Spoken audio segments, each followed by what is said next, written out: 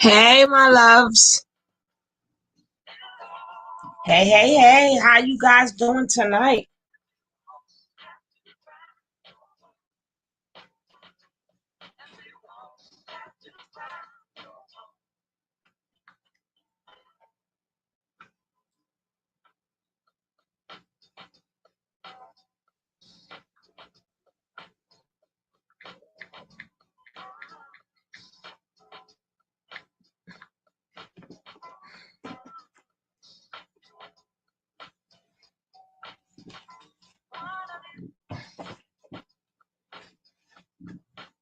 Hey, love to be me. How you doing? We're gonna wait for some people to come on in, and we're gonna talk about forgiving yourself. Forgiving yourself. We had to talk about forgiveness, but we got to start with yourself. You must start with yourself. This is a new computer, so this I don't know how if this microphone is good or is bad or what. I don't know.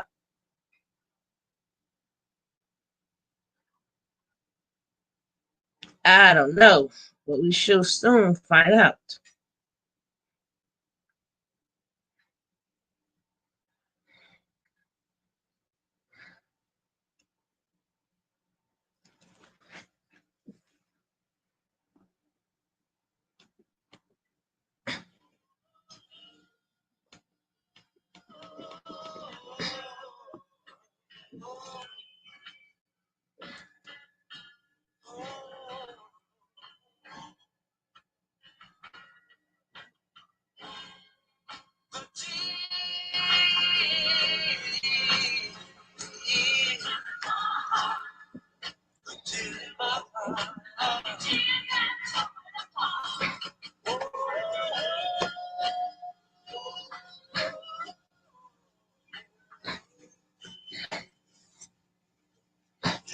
Forgive yourself for letting that vampire in. What do I mean by that? Forgiving yourself for letting the vampire in is now saying that I am no longer a victim. I am no longer a victim. I recognize the part that I played in my life. Even though somebody could have done you wrong, shattered you in 1,000 pieces, probably scammed you, probably told you things and that you believed it. But you got to always remember the vampire could never come into your house unless you invite him in. The vampire could never come into your house unless you invite him in. So you must start learning how to forgive yourself for letting that vampire in.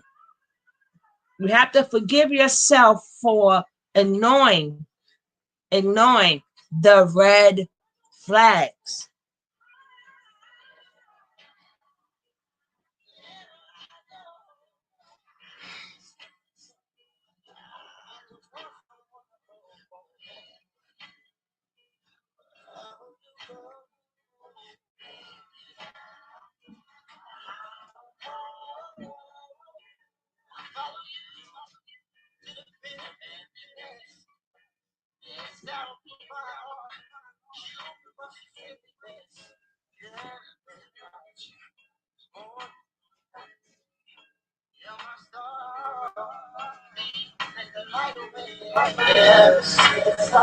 Yes, yes, yes. My peoples are starting to roll in. I thank you. I thank you. But before we let people in our house, if somebody knock at your door, do you just let them in? The same rule apply for letting somebody into your heart and into your life. You must learn how to forgive yourself by taking responsibility. You must take responsibility before you can learn to forgive yourself. How do you? That's what the meaning of insanity is. If you keep on doing the same thing over and over and over and expecting different results. If you want different results, you must take responsibility for your actions and the role that you played. Of how did you let that vampire in your life? And I don't just mean energy vampire. I mean the person who have done what part or what role did you play? What did you do? What red flags did you miss? What was you missing inside of yourself that you thought that that person was fulfilling whatever need that you needed at that moment? Some people have mommy issues. Some people have daddy issues. Some people have sibling issues. That's another thing that's not talked about is sibling issues. Sometimes your sibling can be a big bully. Sometimes your sibling can crush you. They can crush your self-esteem. Acknowledge that maybe I didn't have self-esteem. Maybe I needed more self-esteem. Did I know how to say no? Every time this person knew that they was doing something and I understood what they was doing, why did I let them continue to do it? These are questions you have to ask yourself in order to start forgiveness. You have to learn from your mistakes. What have you learned? Or did you learn anything? Did you think you played a part in your own demise? I'm sorry to tell you, yes, you played a part in your own demise. Even if it was just being naive, you played a part in your own demise. Not saying that people is not going to get, people is going to get over on you. We got the slickers that does that. But again, everything you do, you are held responsible for what you do. How do you cut somebody off from the start? How do you cut somebody off from the start if somebody's selling you something? So they can stop pressuring you because I don't got no money. Sometimes you could cut them off, beat them to the punch. I don't have no money. If you speak until you have neighbors, you have friends, and maybe you don't feel appreciated and you don't know how to say no, maybe you can learn how to, before they start before them. Oh, I have to pay my bill. My money is tight. Maybe when you're meeting somebody, how about not tell them all of your horror stories, all of the stories that happened in the past. Just let them know some things. Because see, sometimes when you're talking to a vampire and you give them the cheat sheet, a lot of times we give people the cheat sheet without knowing that we gave them the cheat sheet. We already let them know our likes, our dislikes, what happened to us before, but we never let it be known. We ain't going through that no more. We telling them this sad story, but we're not showing them the strength of what was the outcome of what happened. If you tell somebody this happened to me, but don't you do this to me because this happened to me before. You just gave them a cheat sheet. Now, if you say this happened to me, I wish a nigga would. I ain't going through that no more. Try me if you want to. See, now that's showing strength. They must see how strong, whatever you went through in life, you got to show people how strong you got from what you went through. Your character is much different. You have changed. You're not that same person anymore. You learned that lesson, and I'm not going to go through that again. If you're going to tell, forgiving yourself for letting the vampire in is a topic, Ken. How are you doing? But you have to learn how to change. What does it mean for you to learn how to change? Learning how to change means you have to dig within yourself. Sometimes you got to go back to being that 4-year-old, that 5-year-old, or that 6-year-old, 7, 8, 9, 10. Depending on wherever you got arrested development, that part of that age, you got arrested development and you got stuck right there. So people got stuck at a certain age of why they feel they were never loved, why they were never hugged. Why did this person love me? You know, maybe they got bullied.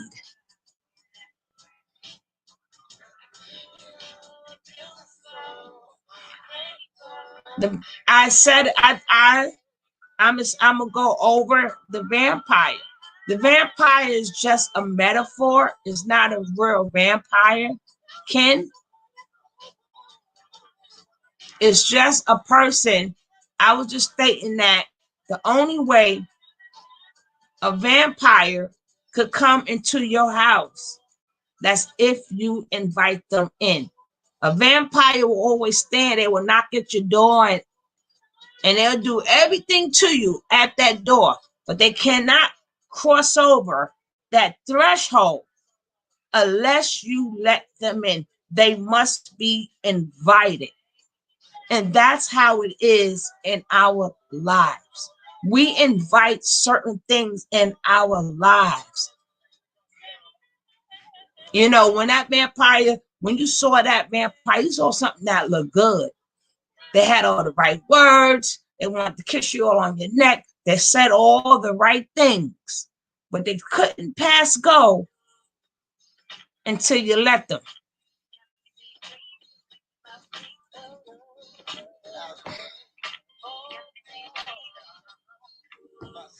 They could not pass go unless you invite them in.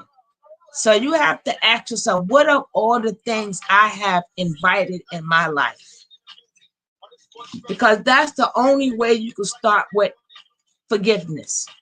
You got to forgive yourself so you can let it go. You can let it go. A lot of people are bitter, very bitter, because they don't understand the part or the role that they played. How you doing, Catherine with friends? How you doing, love? Thank you for coming in the chat. A lot of people don't understand the role that they played when they let the vampire in the door.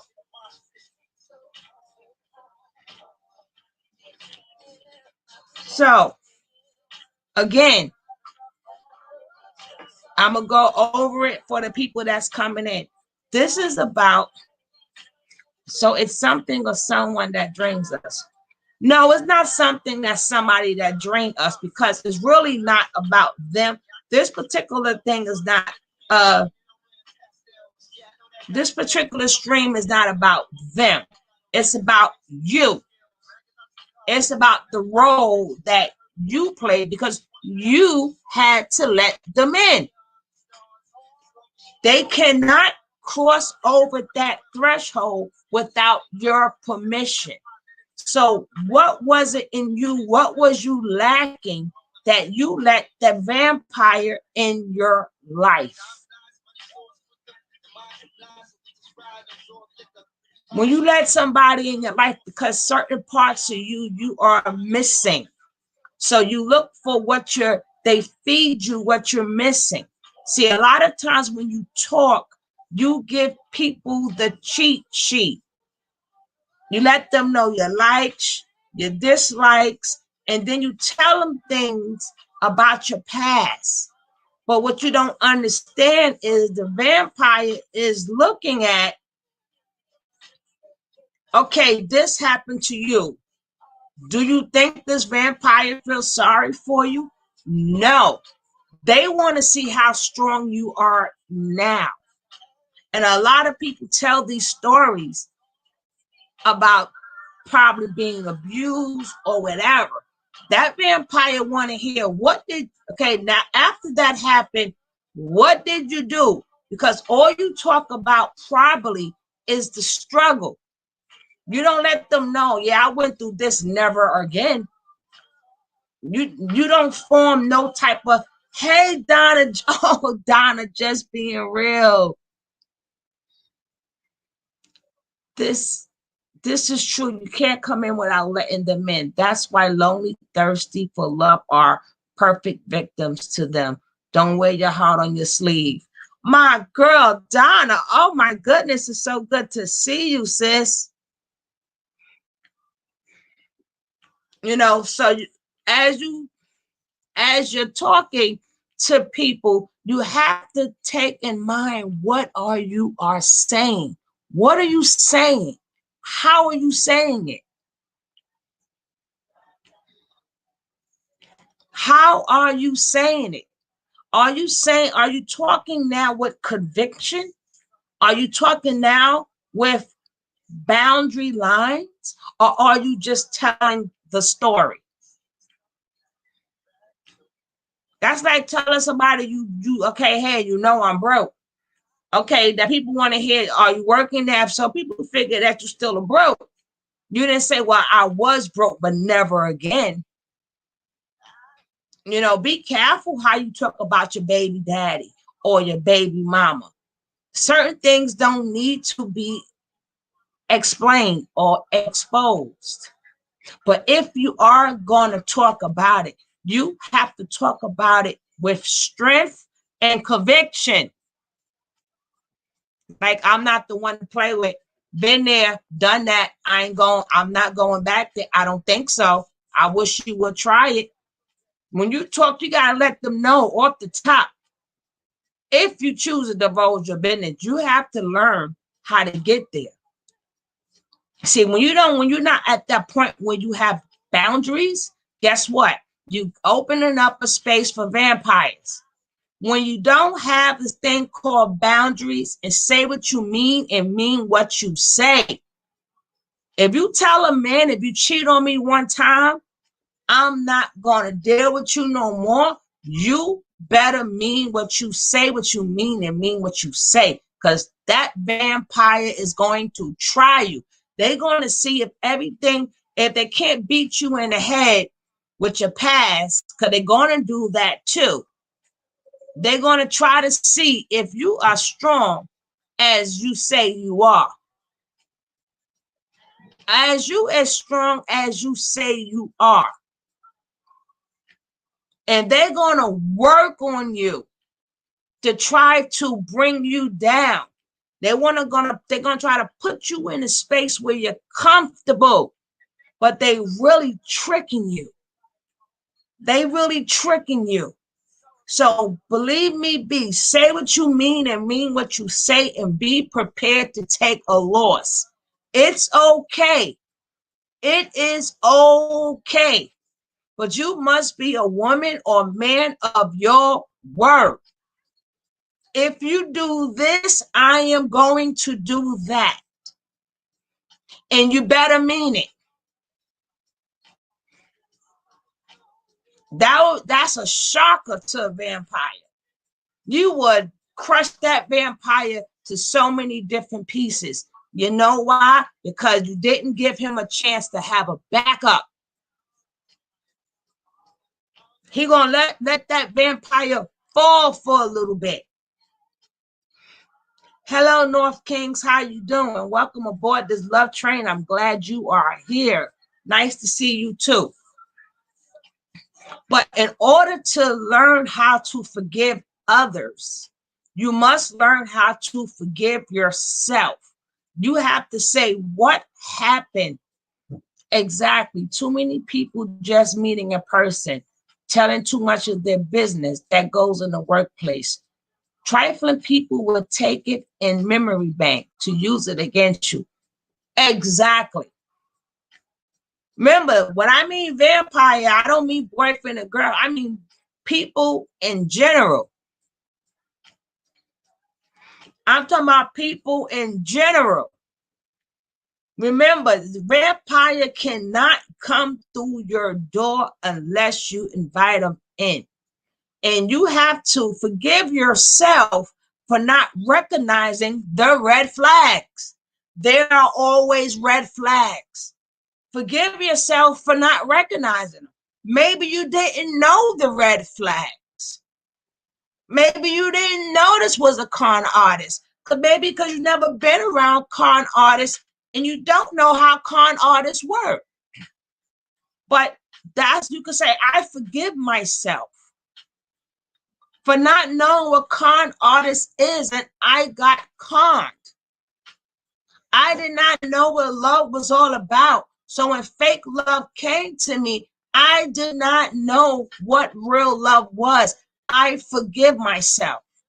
I forgive myself for being a friend to a person who was not a friend to me. I forgive myself. Because if you don't learn how to recognize the part that you played in your own demise, you're going to go insane. That means you're going to keep doing the same thing and getting the same results. Like, you got some people, they think that, like, in their mind, their adrenaline starts to pump up and they figure, okay, I got done dirty. I'm going to get the best body. I'm going to get a good job. I'm going to be flossing. I'm going to make that person wish they never left me, or I'm going to make that friend. No, none of that works because they got the next victim already. They already sucked what they needed to suck out of you. And you can improve yourself. You can get your face done, your breasts done, your butt done, your stomach sucked in. You could do all of that. But until you recognize what was missing in you, that you let them vampires in, you're going to go through it again. Just another character. You got some people who go through, you will hear people 40s, 50s, and 60s still have not put the pieces together. The common denominator is me. What am I? What happened to me? Why I keep finding the same old people? Why I keep finding the same old group of friends? Why I keep getting the same men? Why I keep letting family treat me like this? Why am I always a stepping stool for somebody? Like, why am I always treated like a doormat? And certain things, and you may be a laid back person, maybe you need to find ways to do things as a laid back person, not to be taken advantage of.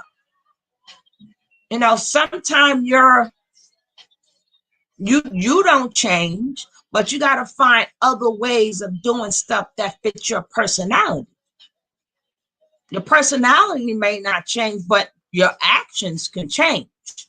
You are the person who controls you. You may not be that person that rah. That might not be you. But they get played too. They get done dirty too. And a lot of them don't know how to leave the vampires that's in their life. All they do is sit around and argue with their vampires all day. They fight with their vampires all day. These are the people who's constantly fighting all the time. And it's like, you ever see somebody who has to fight or want to fight all the time? And maybe it didn't click to her. Maybe I need anger. I'm angry at something that somebody could bring me out of myself. Why do I want to punch this person in the face? Is it the person? What did they really, really, really do that would make you want to harm that person that much? And sometimes it's just by a simple look. Oh, no, I'm ready to fight this person. This person looking at, where somebody else can go through the same thing and just live their life, pay it no mind, and live their lives. You really have to learn how to not let the vampire in so you can get some form of forgiveness. But before you can forgive somebody else, you must learn how to forgive yourself.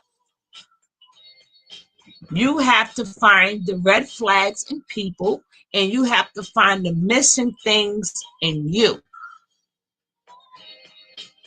You know, what happened with mommy? What happened with daddy? What happened with my siblings? Sometimes your siblings do you just as dirty. Could be your cousins. It could be your family. Could it be that you was a vampire and that was getting done back to you? But it's so many things. But we're talking about forgiveness.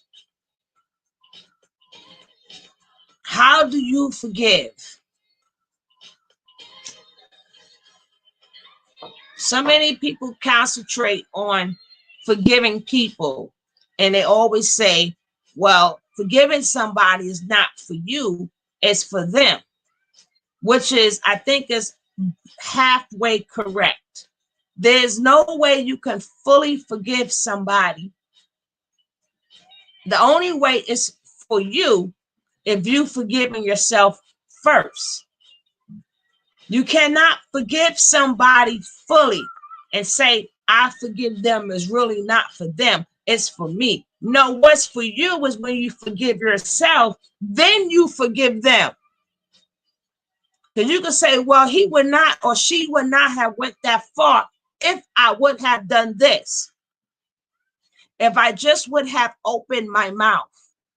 If I just would have set some boundaries. If I would have known that I don't need to buy nobody. This person may have used me, but I gave them the money. I'm the one took them shopping. Remember, this is male or female. I'm the one that took them shopping.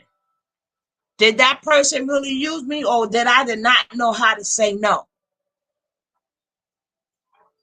I thought that you got some friends. They all, you notice that some people know who door to knock on all the time, and certain people doors they are not knocking on. Why is it that certain doors somebody would knock on when they need something, and certain doors they are not knocking on? Because they know this person is no, I don't have it, no, sorry, and they could be very nice people. We're not talking about mean people. They could be very nice people, but they know their boundaries. They know not to let the vampire cross that threshold. They do not get too friendly with you. They're not trying to be friendly with you. They're not trying to be the fixer upper. They're not trying to be none of them things. It's, hey, how you doing? You all right? You okay? Okay, I got to go. Bye. Oh, you look cute. Oh, baby's gorgeous. Gotta go. Bye. They don't give you no type of indication that you're going to cross that threshold. No, vampire, you're not getting in here today. Vampires knock on a lot of doors. So you got to figure out how not to let them through your door. Remember, a vampire can only get in your house if you invite them in. They cannot come in. So to forgive somebody, but you haven't figured out what's wrong with you, you're going to keep going through the same thing over and over and over again. Hey, you may say, hey, I never really truly love myself. Let me learn how to love myself. Let me learn how to accept everything God gave me. I love everything that God gave me. I don't care who like it, who don't like it. This is the body God gave me. This is the hair God gave me. This is the big bones that God gave me. So nobody can't use that against you anymore. They can't use that. Once you love yourself, they can't use that against you no more. Being naive. You got to learn how do I not be naive no more? How do I learn how to say no?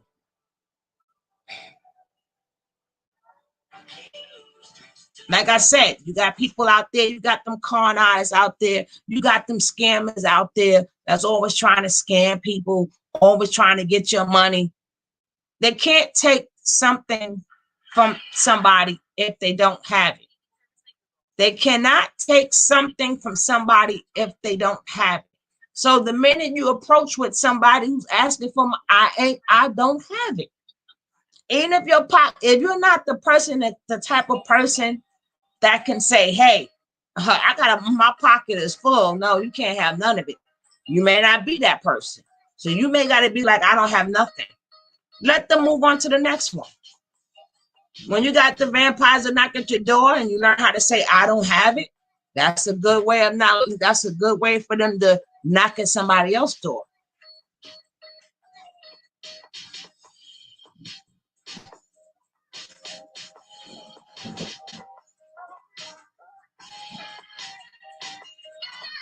That's a good way of them knocking at somebody else's door. But you got to learn how to protect yourself.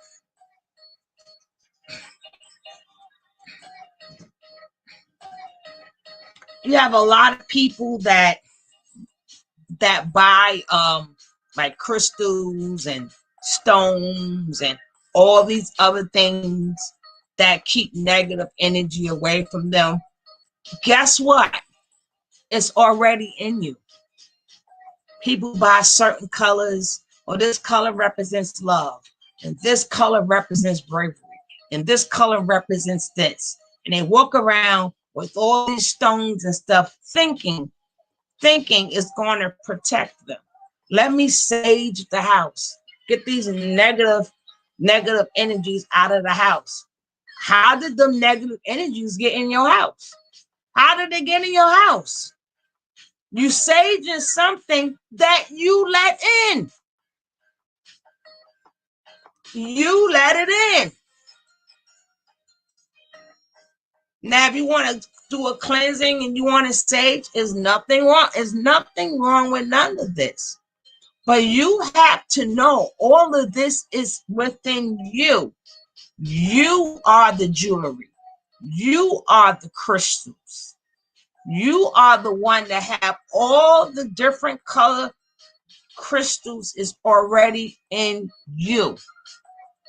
Do not look for something that's outside of you. It's in you. It's in you already. You just have to obtain it. You got to dig into yourself and you got to pull it out. You want to get that negative energy out of your house, then you need to keep that negative people out your house. Remember, you run the ship of your own boat. You run the ship of your own boat. People look for teachers, gurus, people who are supposed to be so smart. You just as smart as them. But things come out in different times in your life. The older you are, the wiser you are. I don't care what guru or whatever special teacher that you have. God lets your powers out when he know you're ready for it. When he know you can handle it and you know how to use it. He let your superpowers out.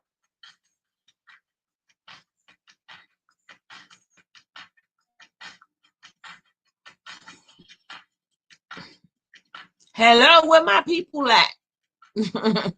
Where my people at? Where my people at? How you guys doing out there? How are you guys doing out there?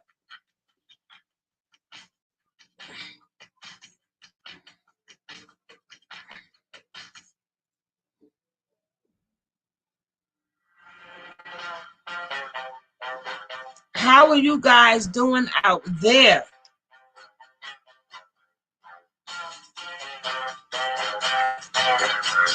Oh, that's good. That's good. That's good, Catherine. Thank you. Thank you. Thank you.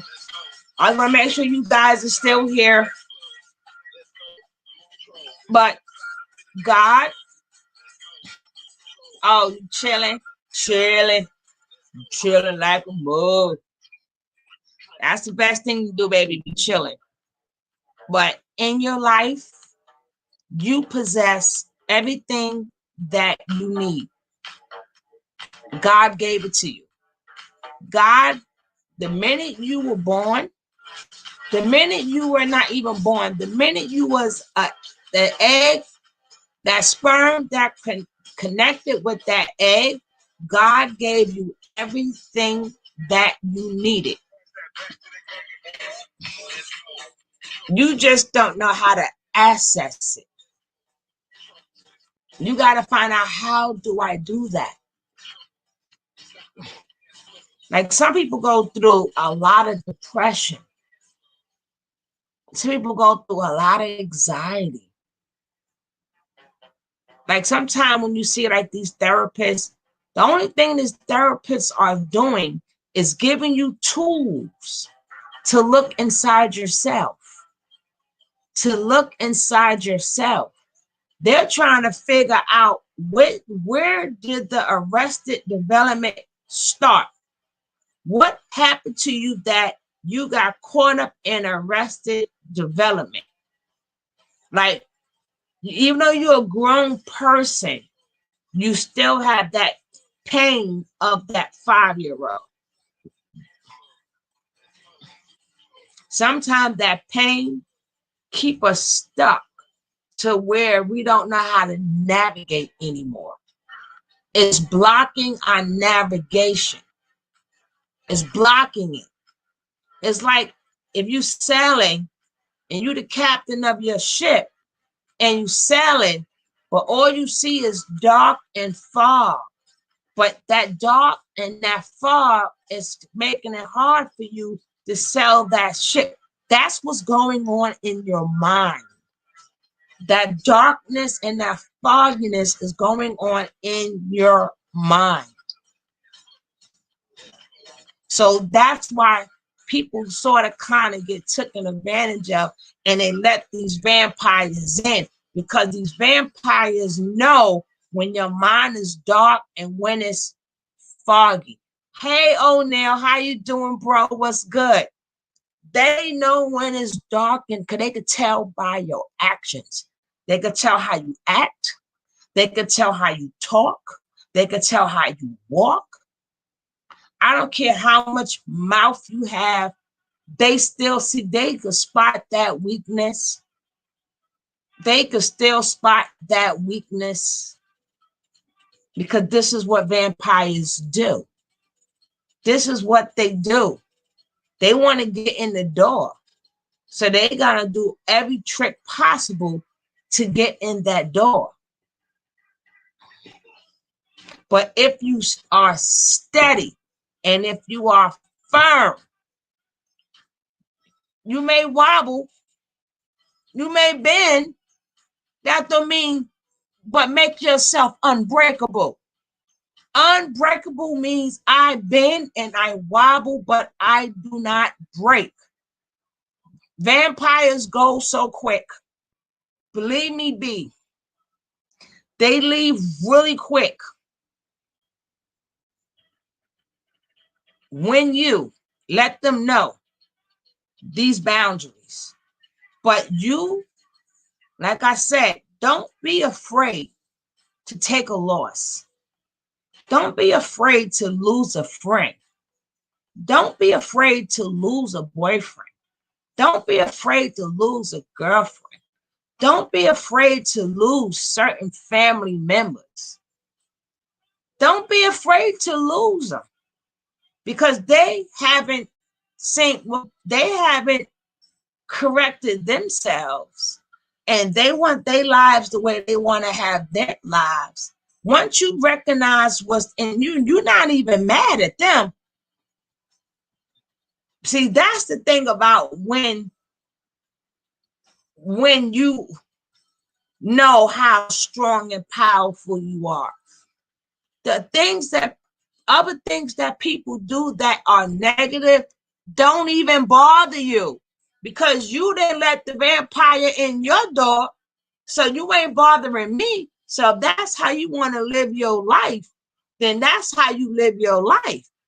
You can't stop somebody from being a vampire, but you don't have to be their victim.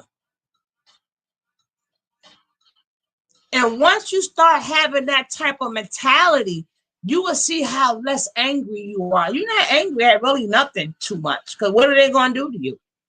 What they going to do? I have nothing for you to do to me. If you decide to get in a relationship, I have these boundaries. I'm not scared to take a loss.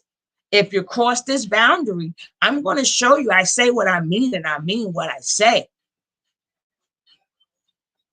I'm not arguing. Hey, if I say we come to an agreement, hey, you're gonna be home at a certain time, and vampires start doing little things before they start doing big things.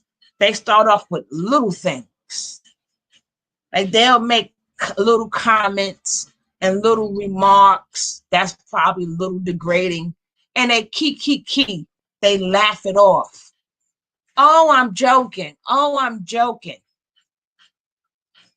Sometimes you gotta let people know off the front. I don't play them games. It wasn't funny. Please, let them get learn. I don't play them type of games. I don't do them type of jokes. Remember, you gotta learn them his boundaries here. So if he feel like he or she wanna cross them boundaries, you gotta let them know it's repercussion. It's a repercussion for crossing these boundaries. But it depends on what you put in motion.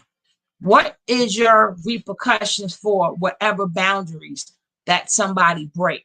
Because some you could just let them know, I don't play these games. Let's not do this again. Somebody talk to you a certain way. Please don't talk to me like that. I talk to you with respect. Talk to me with respect. Please don't call me them type of names. I don't call you them names. Why? Every time people see you, they want something. I have nothing but love for you, baby. I got nothing but love for you, honey. Sometimes it's okay to tell me, I got nothing but love for you. If you ever need to talk to somebody, need a friend, you can call me. I don't have nothing else for you. You can put it in any way you want to put it.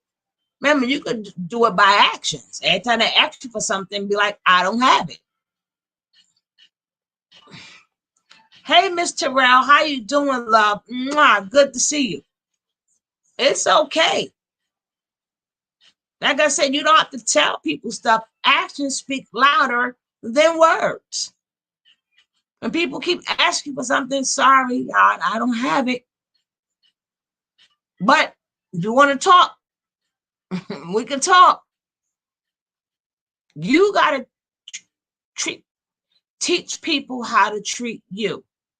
But you must learn how you want to be treated from yourself. You must learn first. You must learn yourself first. You can't tell people, well, I'm like this, and I'm like that, and I'm like this. Yeah, people good for telling people how they are, but their actions say different.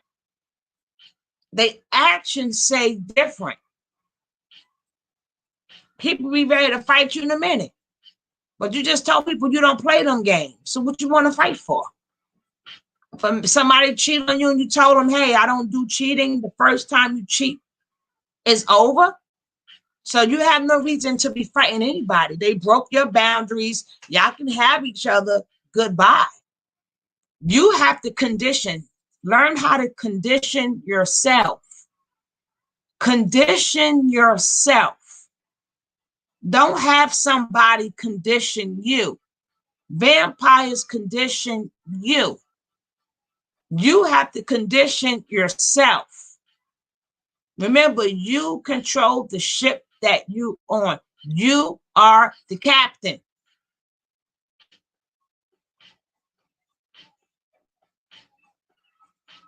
All jokes is not a joke. They just want to see how far can I get with you?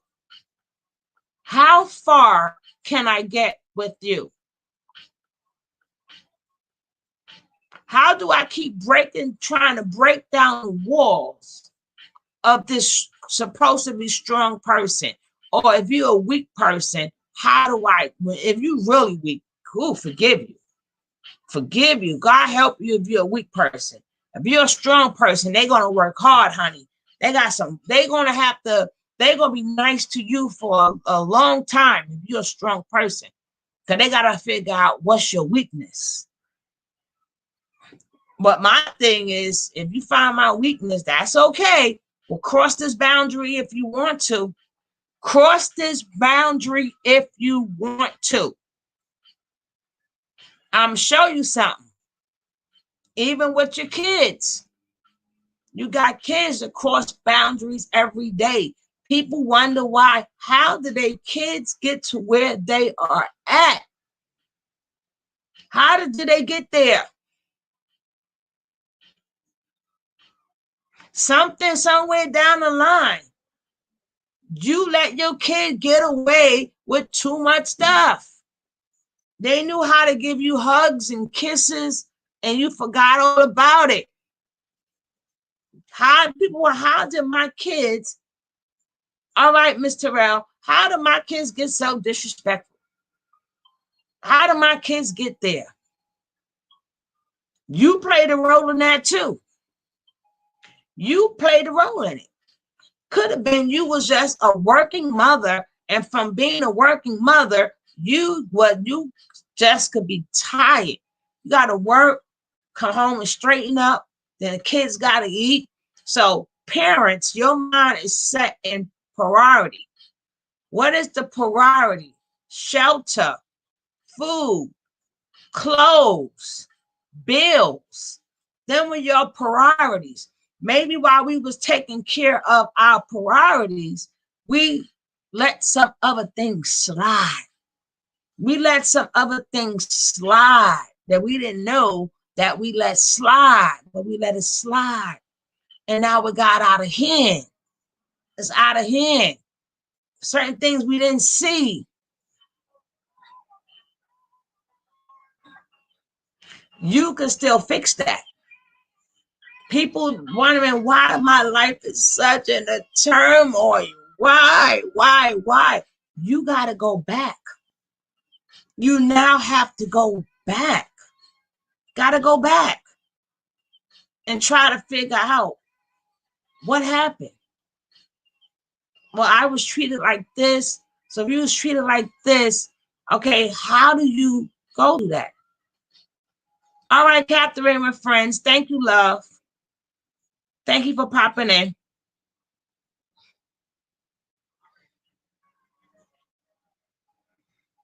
You have to say to yourself, at what part of my life was I done dirty? What part of my life did I feel unloved? When did I look in the mirror and didn't like what I see? So let me start saying, thank you, Lord. Start by saying, thank you, Lord. Thank you for everything, flaws and all. There's nobody perfect. Thank you. When you start to change and you recognize the part that you played in your own demise,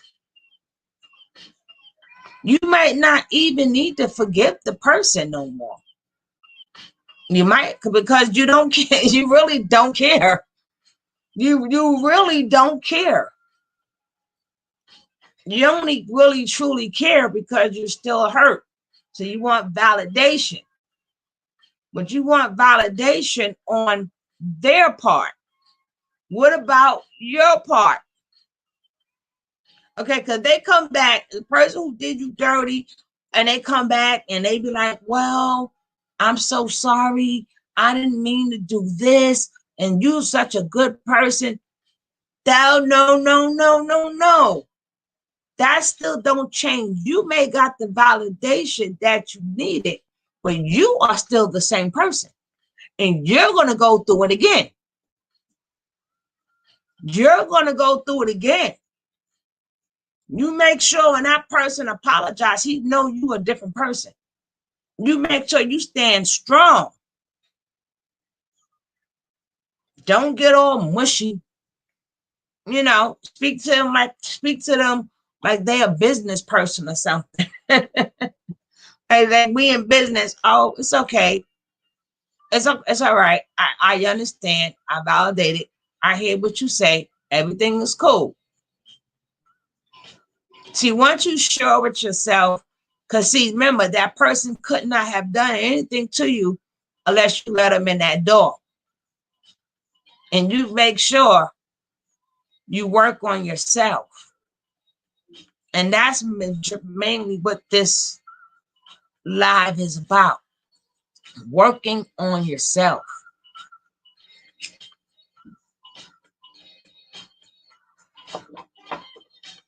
Sometimes you ain't never going to get the validation. But when you realize you are a better person, hey, I learned from my mistakes, and you notice that you are a better person, guess what? You are not going to care. You are going to be living your best life, living your best life, living your best life, because you are now found yourself. Remember, do not go out looking outside yourself. Sometimes you got to sit with yourself. It's okay. Sit with yourself.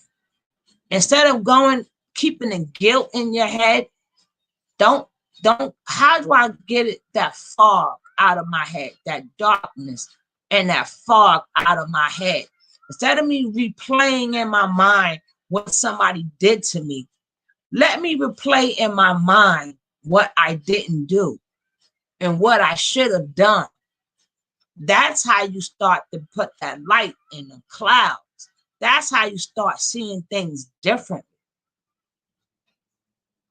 Yeah, you did me dirty. Yeah, people would keep that in their mind forever. How they was done dirty. And the minute you start telling them why you didn't leave that person, they'll tell you how bad somebody was, but then that's a hard question to answer. Because you can't say, well, I didn't have no boundaries. I didn't love myself. Yeah, that probably is true. That probably is true. But instead of focusing on what the person did, focus on what you just said. Focus on I stayed because I did not love myself or I did not see a way out. That's what you need to focus on, not on what they did to you. Focus on the place you was at to have it done to you. And remember, that goes for any and everybody. I'm not just talking about relationships, because vampires comes in all different shapes and forms, honey.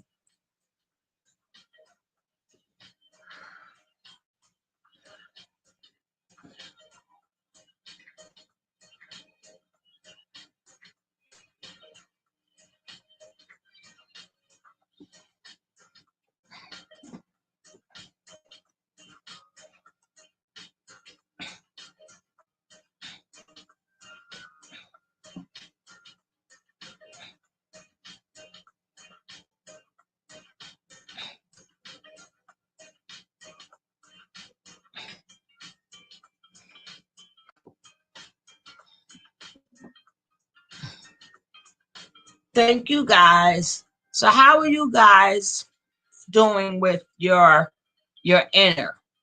What do you guys do to work on your inner? And remember, it takes time. Remember, it takes time.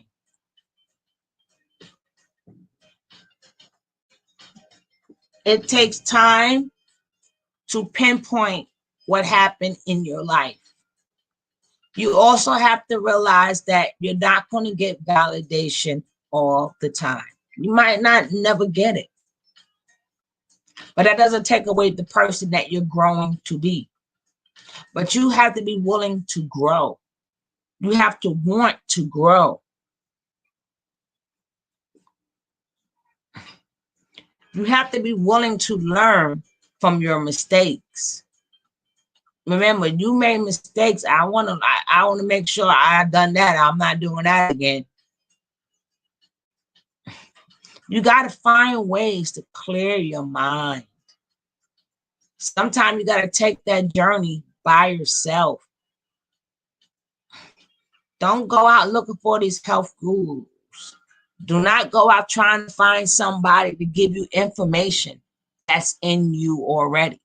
Because you can find whoever you want to find. You know what's in your mind. You might not divulge all of that. Only you know you. Only you know what happened to you. Only you know how you truly feel. Can't nobody help you with that. There are a lot of people in jail because of things, of the circumstances they had in their lives.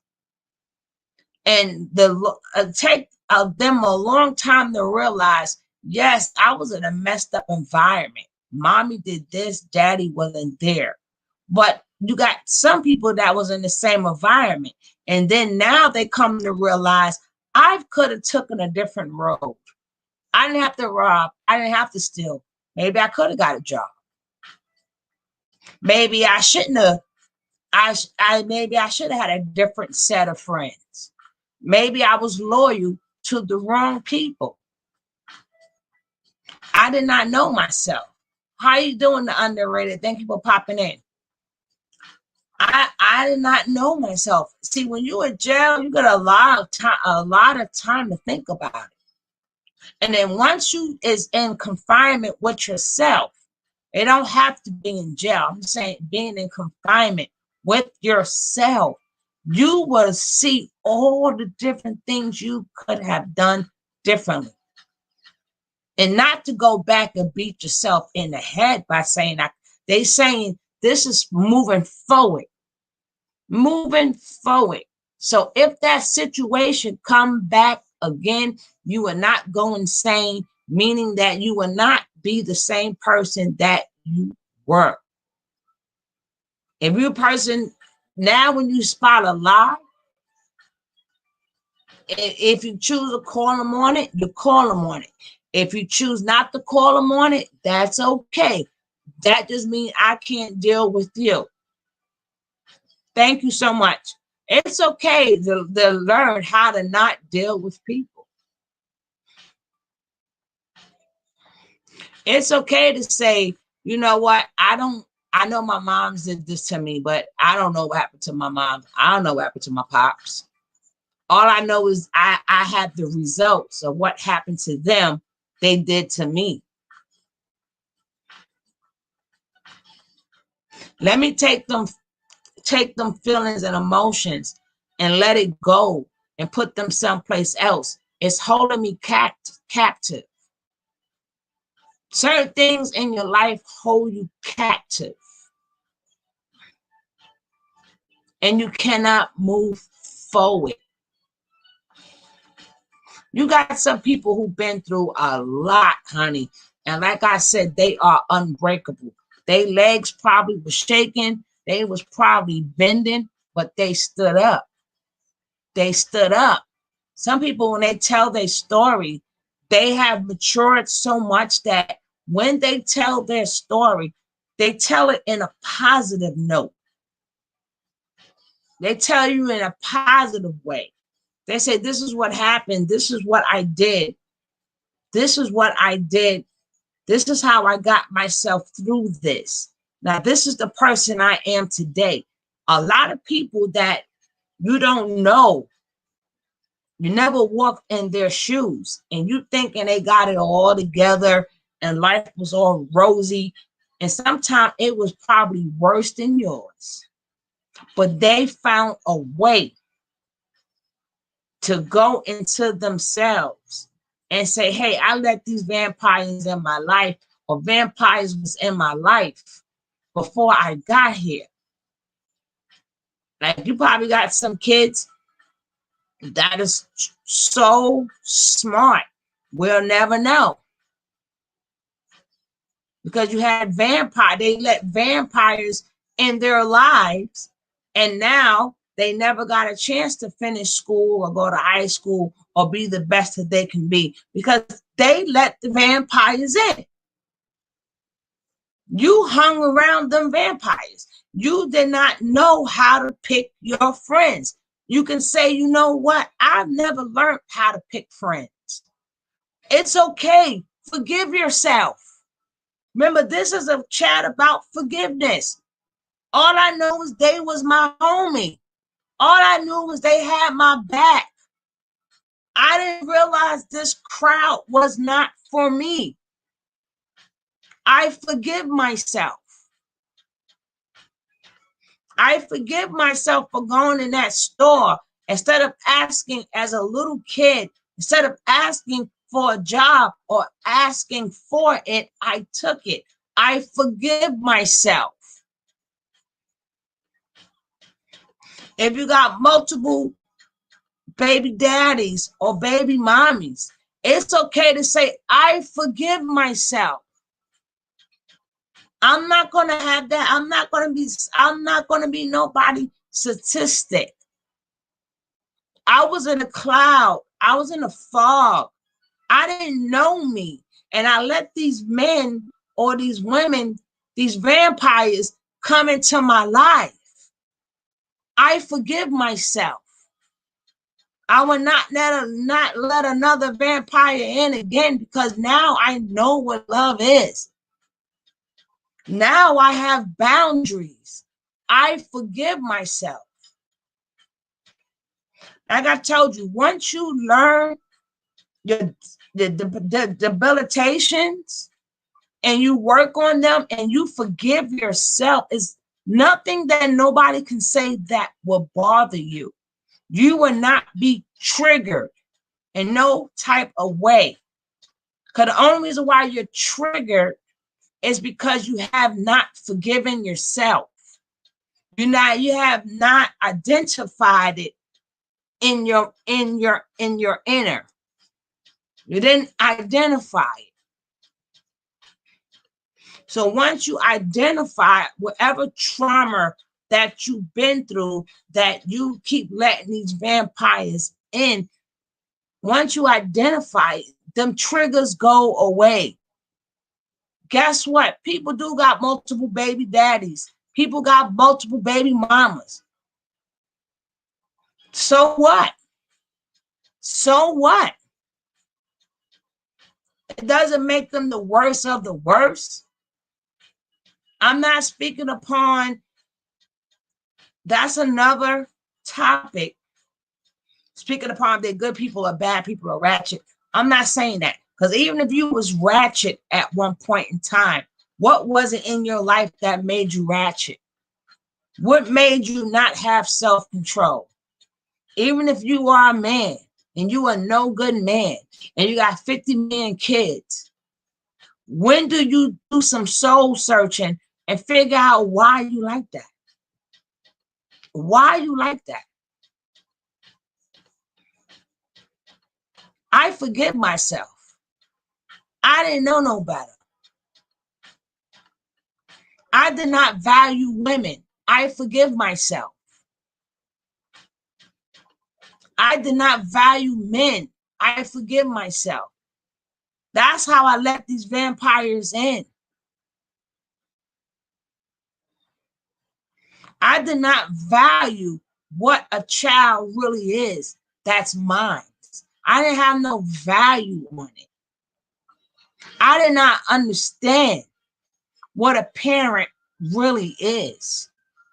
What does that child really need? All I know was I was young and dumb and I wanted to get some. That's okay to say to yourself. If you truly want to grow, if you truly want to grow, you must identify all your debilitations, all the things. Even if you have to seek therapy, there's nothing wrong with seeking therapy. It's okay. It's all right. Hey, foot soldier. You know, my chat is always my chat when you walk in this room. It's okay to say that. Now, once you identify it, you can change it. You can say, now the next woman that I get is going to be my wife. Or one can say, now the next man I get is going to be my husband. Because what happens is if you don't change the pattern or the behavior, you're going to either be old and lonely or old and bitter. Old and lonely or old and bitter. There's a lot of older people out here who never see the part or the role they played in their lives. It's everybody else's fault. It's everybody else's fault but theirs. And they wonder why, nobody knocks on their door no more. Why nobody calls them to see if they okay. They done burnt so many bridges. And in their mind, it's still everybody but them. Do not be one of them people. The older you get, believe me, it's nothing like being old and lonely. It's not, because you can't, when you get a certain age, you can't do the same thing you did as a young person. You cannot. Even if you get old and you got to pay for it. Women got to pay for it. They got to pay them young boys off. You got to pay them young girls off too. But try to stop it. Start noticing it now. If you want your life to start going in a better way, be your own life coach. But nobody could identify. I don't even care if you go to a therapist. She can listen all she wants, but she's only listening to what you're telling her. To what you are telling her.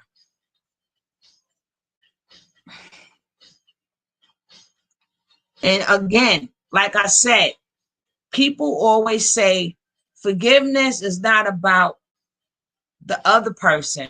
I forgive them because it's about me. No, that's not how it goes. I'm going to repeat that. That is not how it goes. Forgiveness starts with you. You cannot forgive somebody unless you forgive yourself, because you let the vampire in. It was a lot of red flags you chose to not pay attention to. You chose to disregard them red flags. You knew that person was coming in late. You know that person only knock on your door when they want something. You knew when that person behavior started changing. You knew when their habits started to change. You knew one minute they were from a loving person, to not a loving person. You know when they went to covering their phone. You knew when they went from being so freely to being secretive. You knew all of this. But the thing is, you wanted proof. Again, they should never got that far. You have to get boundaries. If you want to keep your phone and you want to be secretive, bye. Like I said, you cannot be afraid to take a loss. If somebody crossed that boundary, because believe me, say what you mean and mean what you say. If you say, don't do this, if you do this, I am going to do that. You better mean what you say. And no, ain't no joking it off. Ain't no hugging it. Ain't no let's talk about it. There is nothing more to say.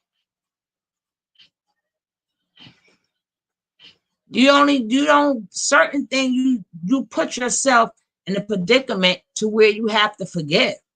If you cross that boundary, I don't have to forgive you. You just lost me. I said, if you do this, this is what I'm going to do. You just didn't believe me. But I'm a woman of my word. I'm a woman of my word. And once you keep that, you'll find a whole different circle. Once you become a whole different person, you will find a whole different circle. You're going to meet people with substance that's about something. Your energy will now connect to people that are not vampires. But you still always never drop. Boundaries are for any and everybody. Boundaries is for any and everybody. There are nobody, I'm sorry, there is nobody that can cross your boundaries. That is your inner peace. That's your inner. And you know, yes, people do make mistakes. I'm not saying that people don't. I'm talking about the boundaries that you set. Maybe they made mistakes, but it had nothing to do with nothing to do with your boundaries. That's forgivable. You know, maybe certain things, it's okay.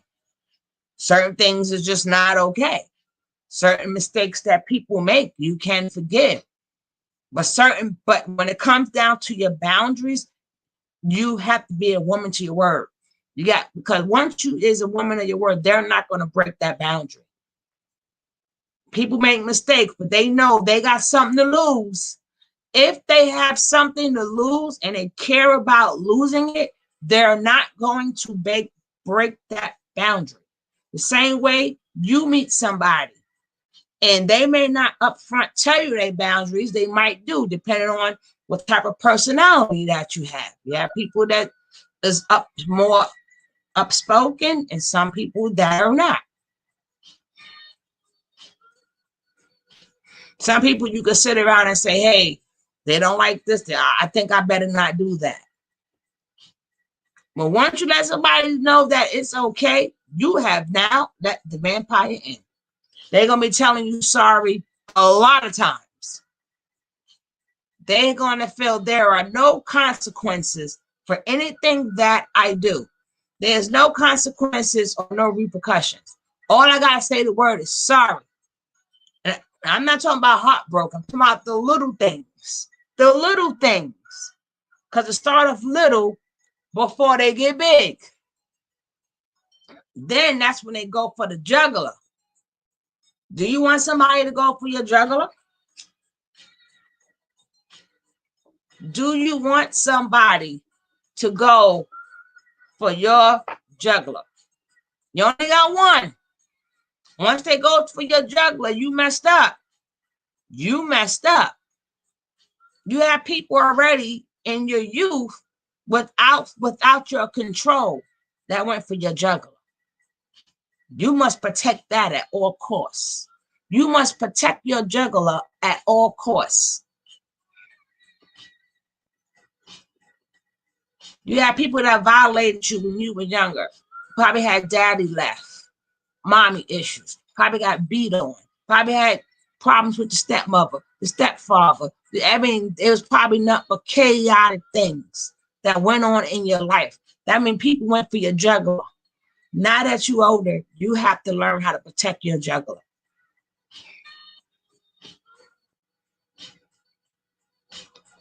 When people come into your life, they gotta know, okay, I can joke, but so far.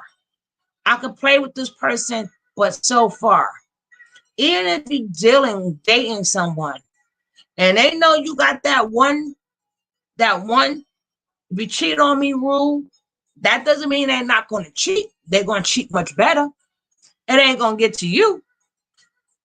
They're going to make sure it does not disturb your life at all.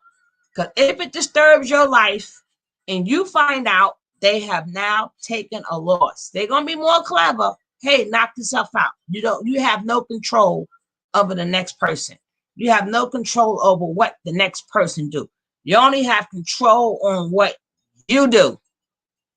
On what you do, your reactions.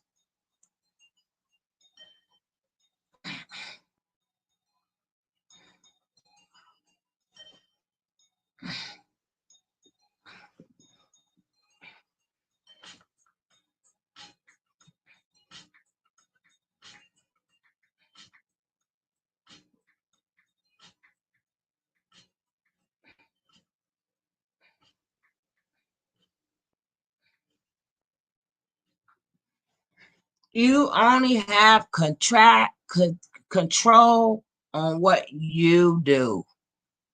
And then this is how you deal with the vampire. Don't let them go for your jugular.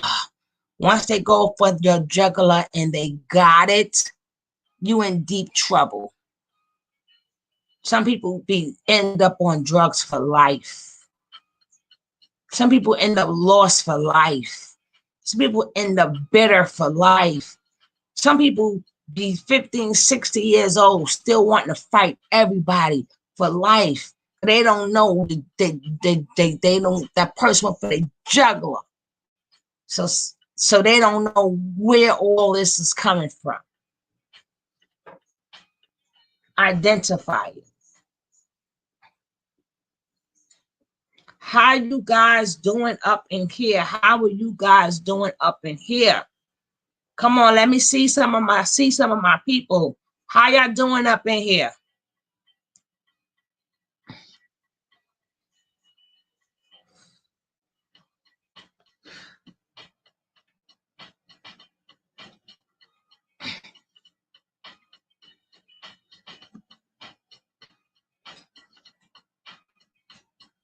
How is my love train track doing? How is my love train going? If anybody have anything they want to add in, I'm going to drop the link. If anybody got something else they would like to add in, remember, we're not talking about other people and what they do. We're speaking upon yourself. What are some of the things you could do for yourself? Because everything starts with you. So I'm going to drop this link in here. And if you guys would like to come in, come on in.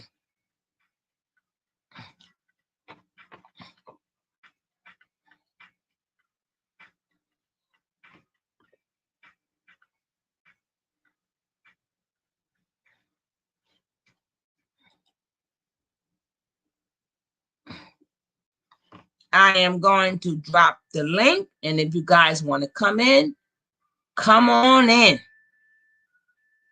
If you got any positive words you would like to add, come on in.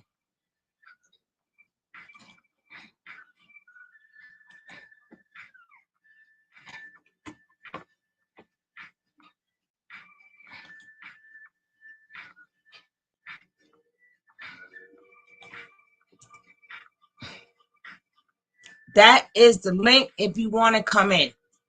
Remember, when you're on this journey, you're not going to care. A lot of things you used to care about, you're not going to care about it anymore.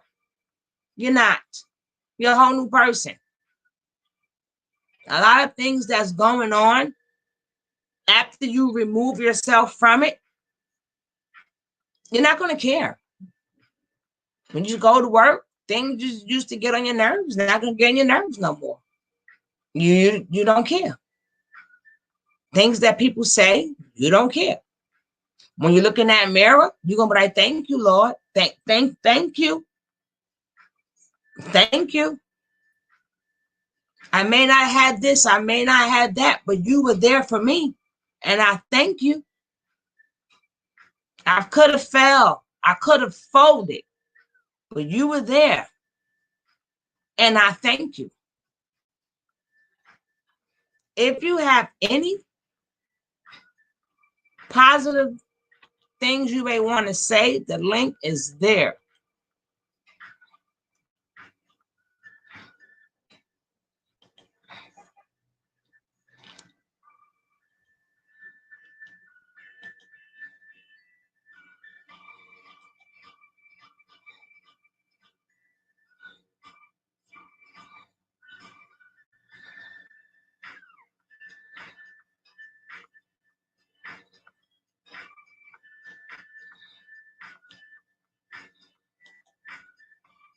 The link is there.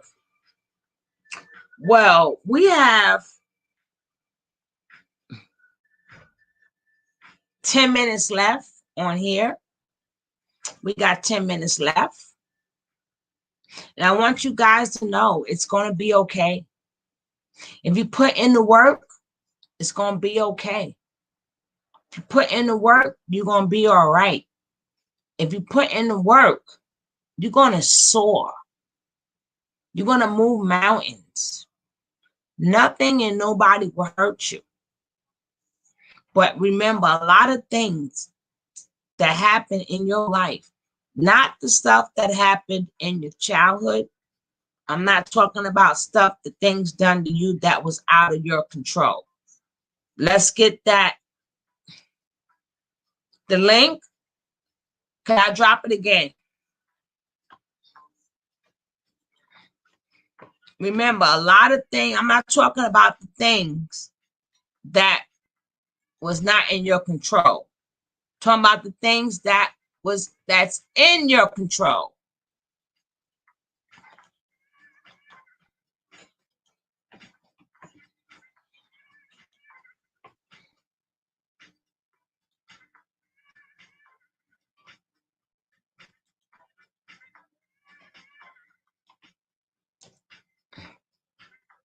Is there.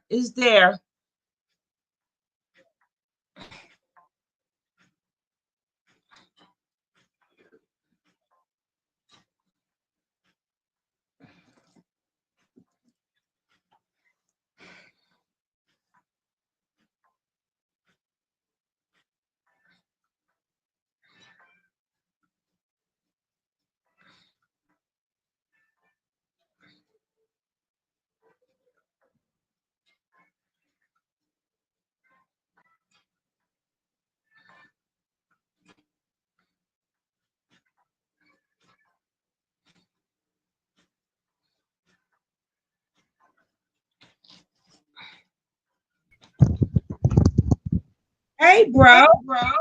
What's going on, sis? I am good.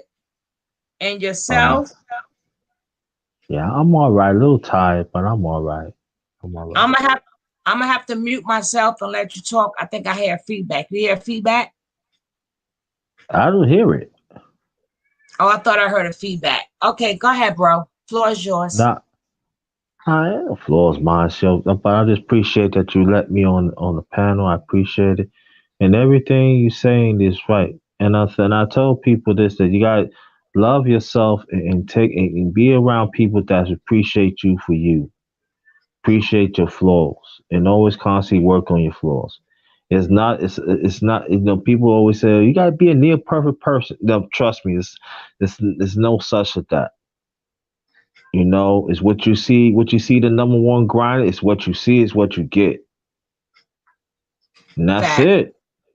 What you see is what you get. You know what I mean? And so you live your life positively like that, and And you especially, I always tell people this: when you transcend yourself for the better, when you go through the process, it's just going to be less people respect you, and it's okay. Sometimes you gotta walk alone. Mm-hmm. Everything I'm saying is everything Amen. I'm saying. I'm telling you, I have to go through it.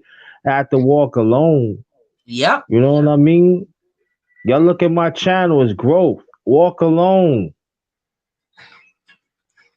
Some people, they haven't gotten to that place yet, and that's what I was saying. I mean, from the beginning to the end. Sometimes you have to be willing to take a loss, and it's okay. It's Yeah, I okay. think alone. Yeah, you're right. Exactly. Sometimes you got to be able to, like, if you have boundaries, somebody cross them boundaries, whatever your boundaries are, it's okay to say, hey, I can't be your friend no more. I can't be a girlfriend no more. We just not going to be good siblings. You're just not a good cousin. Hello, living your best life. It's really okay. Like I said, the part of this particular stream today is about people don't understand. The only way a vampire could come into your house if you invite them in. So it's okay to say to yourself, you know what? I missed the red flags. I forgive myself. It's all about forgiving yourself, because people say, and this is what I try to tell people, I always see things a little differently. Oh, my brother left me, come back on. I always tell people all the time when they say, oh, forgiveness is not about the other person, it's about me. No, that's not that doesn't change you as a person because you forgave somebody. You have to change you as a person. You have to change. Oh, I'm back. I had you still running. Oh, okay, Donna. You have to change yourself as a person. You getting validated for that person going, oh, well, you was the best person. And yes, I did love you. And I'm sorry I did you dirty. That doesn't change you. You're going to keep hearing that same story all the time. If you don't say, well, hey, hold up now to yourself. Why didn't I know how to say no? Why did I forgive myself for not knowing how to say no? I forgive myself for buying this person affection. I forgive myself. See, that's what forgiveness is. So by the time that person, if you get validation, if you don't, you wouldn't even care because you're a whole new person, because you realize what role you played in your own demise. You realize the part that, remember, it takes two to tangle. And certain things are in your control. Thank you, Ms. Terrell. Thank you, guys. Certain things are in your control. When things are not in your control, I am not talking about things that are not in your control. I'm talking about things that are in your control. And for whatever reason, you let it get that far. How did I let it get that far? Like, how many women go, oh, I already know he cheating. And what was in you that still stayed with that person? What was in you? So even if that person apologized for cheating on you, it doesn't take away what was in you that you let a person cheat on you. So you forgiving yourself and finding out all the things that was in you to let that go on so you can change. Yeah, some people have lack of self-esteem. Some people regard, I mean, whatever reason that it may be. And some people got violated when they was young. Some people don't know what love is. Some people don't know. Like I said, you got to say to yourself, even growing up, you could have been 5 or 6 years old. Is not, some people didn't recognize that their friends was not no good. You're 5 years old. How do you recognize that the friends you have is toxic? All you know is you playing with a friend. You're 5 years old. So now you and your friend is 5, y'all 6, y'all 7. Y'all have now created a bond. So now you think, okay, I have to be down for my friend. So you have to forgive yourself. Forgive yourself for saying, hey, I was around the wrong crowd. I didn't know how to pick my friends because these are the friends that I had. I forgive myself. It's okay. Certain things you just didn't know. You just didn't know. Some people have never been around a con artist before. So they don't know what con artists do. Con artists is good at what they do.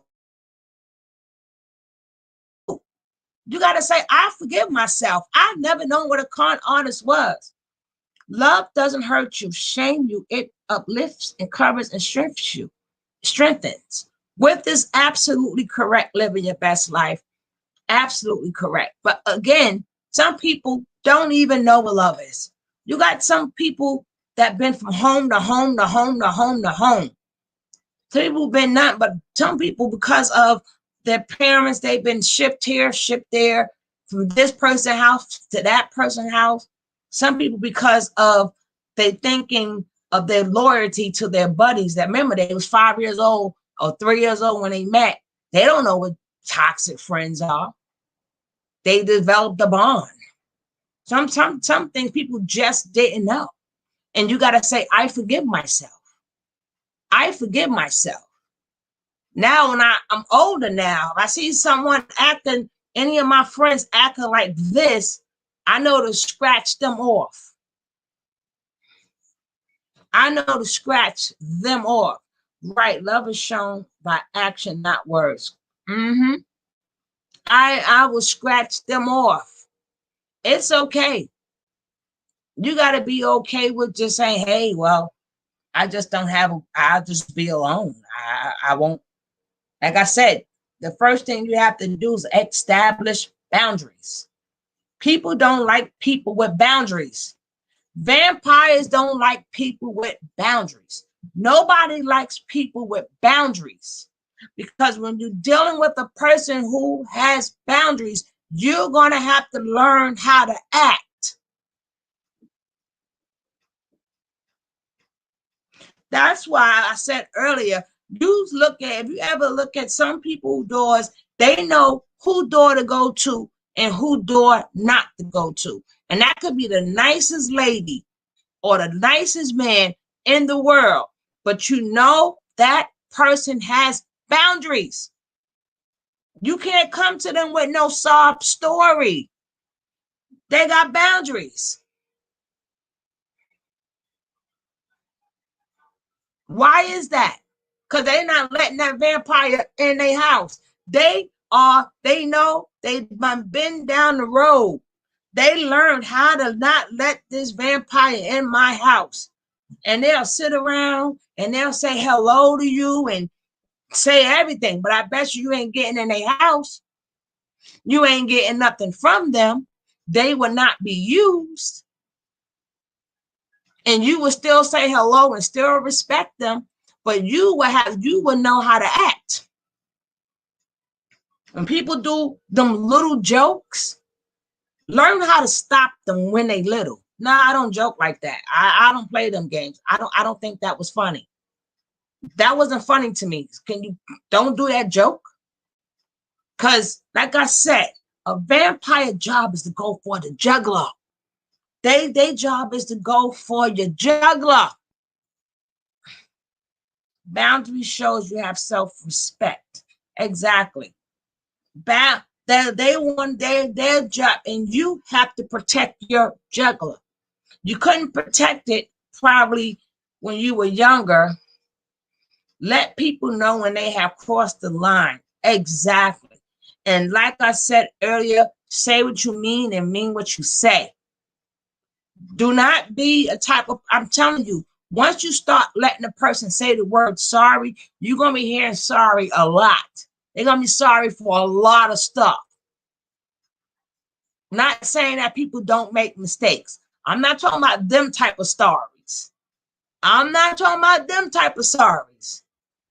I'm talking about the type of sorries that I know that you're trying to get to my jugular with. You want to see what I'm made of. I identified my weaknesses. I identified stuff when I was young. So I know certain things you is not going to do. Somebody may got something to say about your hair. And oh, it's funny. No, it's not funny. I know this is how I want I know how I walked out the door. I'm just using that as an example. Now they could have said, hey, you need your hair done. Narcissists and sociopaths can't stand people with boundaries. They will break them with their charm or sympathy. It's on you to see the manipulation. Check them or ghost them. When you check them, they will ghost on you. Exactly. I think I said that earlier, but you was on a phone call. I hate when people say sorry when they could have just avoided the behavior. No, they're not going to avoid the behavior because they're, like Donna said, they're trying to break you. They're trying to, remember, these are vampires. You allowing them in. They want to see how far you're going to allow them in before they go for the jugular. You have to be the one that like, from the beginning. Don't fall in love so fast. Don't fall in love so fast. Yes, they're playing the game. Do not fall in love so fast. Don't be like, he's the greatest dancer. Don't be like that. He's not the greatest dancer. You got to find out how this guy, because remember, to get in your door, even if it's a salesman, he got to have a pitch. He got to have a sales pitch to get in your door. A lot of people back in the days bought them encyclopedias knowing that they need them encyclopedias. A lot of people bought them vacuum cleaners. If y'all know what I mean, back in the days when they used to knock at your door, they didn't call your phone as much. They used to knock at your door. Hey, I'm selling these encyclopedias, and I'm selling this vacuum cleaner. And they were selling stuff. And you had some people say, to tell you in a minute, I ain't got no money, bye. That was their way of. So once you said, I ain't got no money, they can't get something out of you don't have. If you don't have it, they can't get it from you. So if you ain't got no money, they can't get it from you. They got to knock on the next door. So don't try to bargain. You can't bargain with them, not with a vampire, because they're going to win. They're going to win. Remember, they're going for the jugular. They're going to win every time. They want to see how much you would let you get away with exactly living your best life. Do not try to bargain with the vampire. They're going to win every time. They can't get something out of you don't have. Don't have it, you can't get it out of me. You can't. I don't have it. That sympathy button that you was pushing with your sad stories, I don't have it. Knowing all about my life, hey, I don't remember half of the stories. That was in the past. This in the future. You got to find ways to guard your jugular. Because sometimes you don't know if they're a vampire or not. But you're not supposed to let nobody in your door. Hey, Kevin Kelly, thank you for passing through. Remember, peace to all. Remember, you don't know if they're a vampire or not. So again, why did you let them through your door? Take time to get to know these people. Before you let somebody in your house, don't you get to know them? Don't you want to find out if they're a thief or not a thief? Use that same intuition with yourself. Don't let people in your heart. Get to know them. Look, check for the red flags. If you don't know what red flags are, research it. Research it. They got plenty of things on narcissistic people, sociopath people that will tell you what are red flags. Hey, if you didn't know before, there's no reason why you cannot learn what red flags are now. Go find out the information. So when you spot it, don't go off, oh, he's so nice. Oh, he's such a gentleman. You don't know this person. The vampire is not going to look like, if the vampire looking like a vampire, would you let him in? They don't come to your door looking like a vampire. They come dressed nice, smell good, on their best behavior, and you come on in. Come on in. But most of them have mental illness. They can have whatever they want. You are in control of you. You need to know. That's part of the red flag, is to notice if they got mental illness before you let them in your door. Remember, these are vampires. When I mean, I'm just using vampires as a metaphor. I need to know, do you got mental illness? Is red flags on that too? So if you don't get all in love and this person got mental illness, you got to ask yourself, do I want to deal with that? And what type of mental illness do they have? Shoot. Some people mental illness, yes, the one. Some people mental illness consists of beating on you. They mental illness consists of being bipolar on you. You don't know what their mental illness is. You gonna be the one damaged. By the time that mental illness person get finished, you'll be mentally ill yourself. By the time they get to your jugular, they're not that mental that they know to go for your jugular and break you. They want to break you down, honey. They're going to break you down, and then now you mental illness. Now you got the depression. But if you went through any of that, you have to be willing to forgive yourself.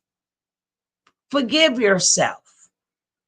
I want to just say to yourself, it's okay. This is the role that I played. That's when you get a great apology. When you do not need nobody's validation because you see the part that you played. You gotta become stronger mentally and physically. You have to become stronger. You know what's out there. You know, like a lot of these young girls, they mentally don't understand what we're saying because of the trauma. A lot of these young girls have so much trauma. They're not going to understand. We're mentally stronger. They're not going to understand. And they're going to keep going through it over and over and over and over. That's why I got a thing with this word sorry. I'm like, I mean the word sorry, that I can see a bump on the foot, but these sorries, them sorries going to be a lot, they're very frequent.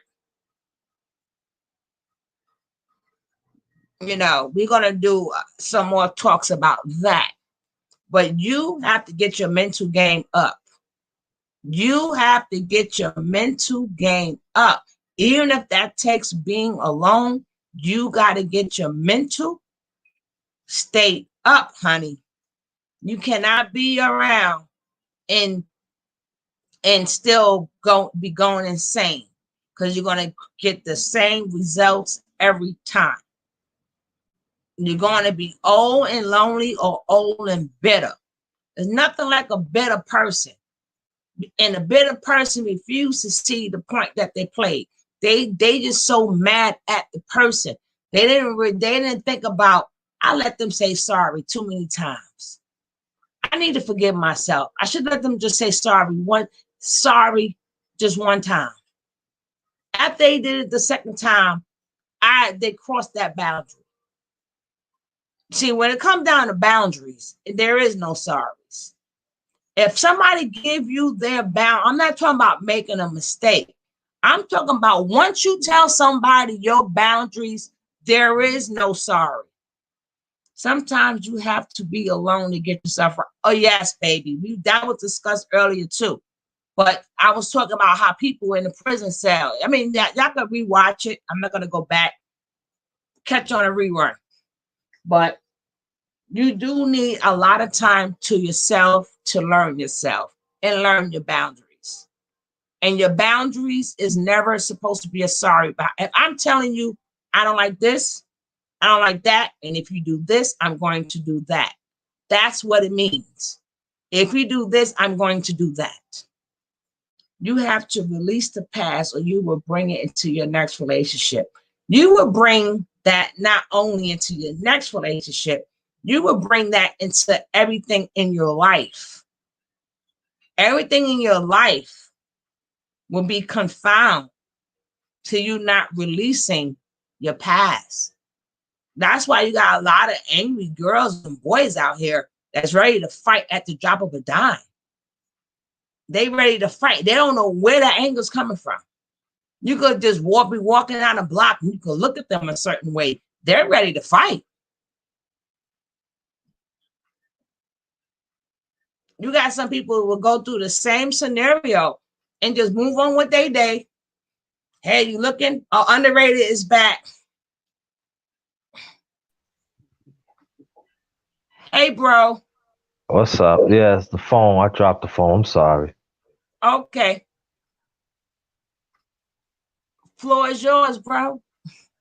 Nah, I didn't mean to cut you off, but I'm just saying this that we have to understand that there's not everybody's going to respect the path that you walk on, and I'm talking about positivity. So you have to walk alone, man, and sometimes walk alone is lonely. I remember my late father used to tell me this. He said, "It's easy to always follow the line, but what about that narrow line that's gonna lead you to do what's right? Are you willing to stand that line for do what's right? Great Even word. though there's a lot of lines right beside it, and I want people to understand. I said this on my channel too. Maybe you did heard it too, Sugar Love. But me and my late father was not close. Let me put this out there. But at the times, I remember he had these sayings. And that's one of these sayings that it's really stuck out to me. And next year makes 30, you see, he passed 89 and stuff. That's 31. 31, 89. Yeah. Make 31. Next one will make 31 years. And so. So how old were you? Oh, when he passed? Yeah, if you want to divulge your age. No, I was going on 23. I'm 54. I'm 54 years old. Oh, okay. I was going on 23 at the time, so I was a grown man. But I remember we was talking. He was dying, and I had to make amends. I got to make amends for myself. You know what I mean? And he was talking about, I mean to treat you that way. And I don't know it seems like when people dying, they just want to like seem like they want to spill everything out. Why you need to? But I, in my own way, I had to forgive him for me. I had to do it for me. But that process took me a long time. But I had to do it for me. And so that's why, like, I always was a person that gave people chances.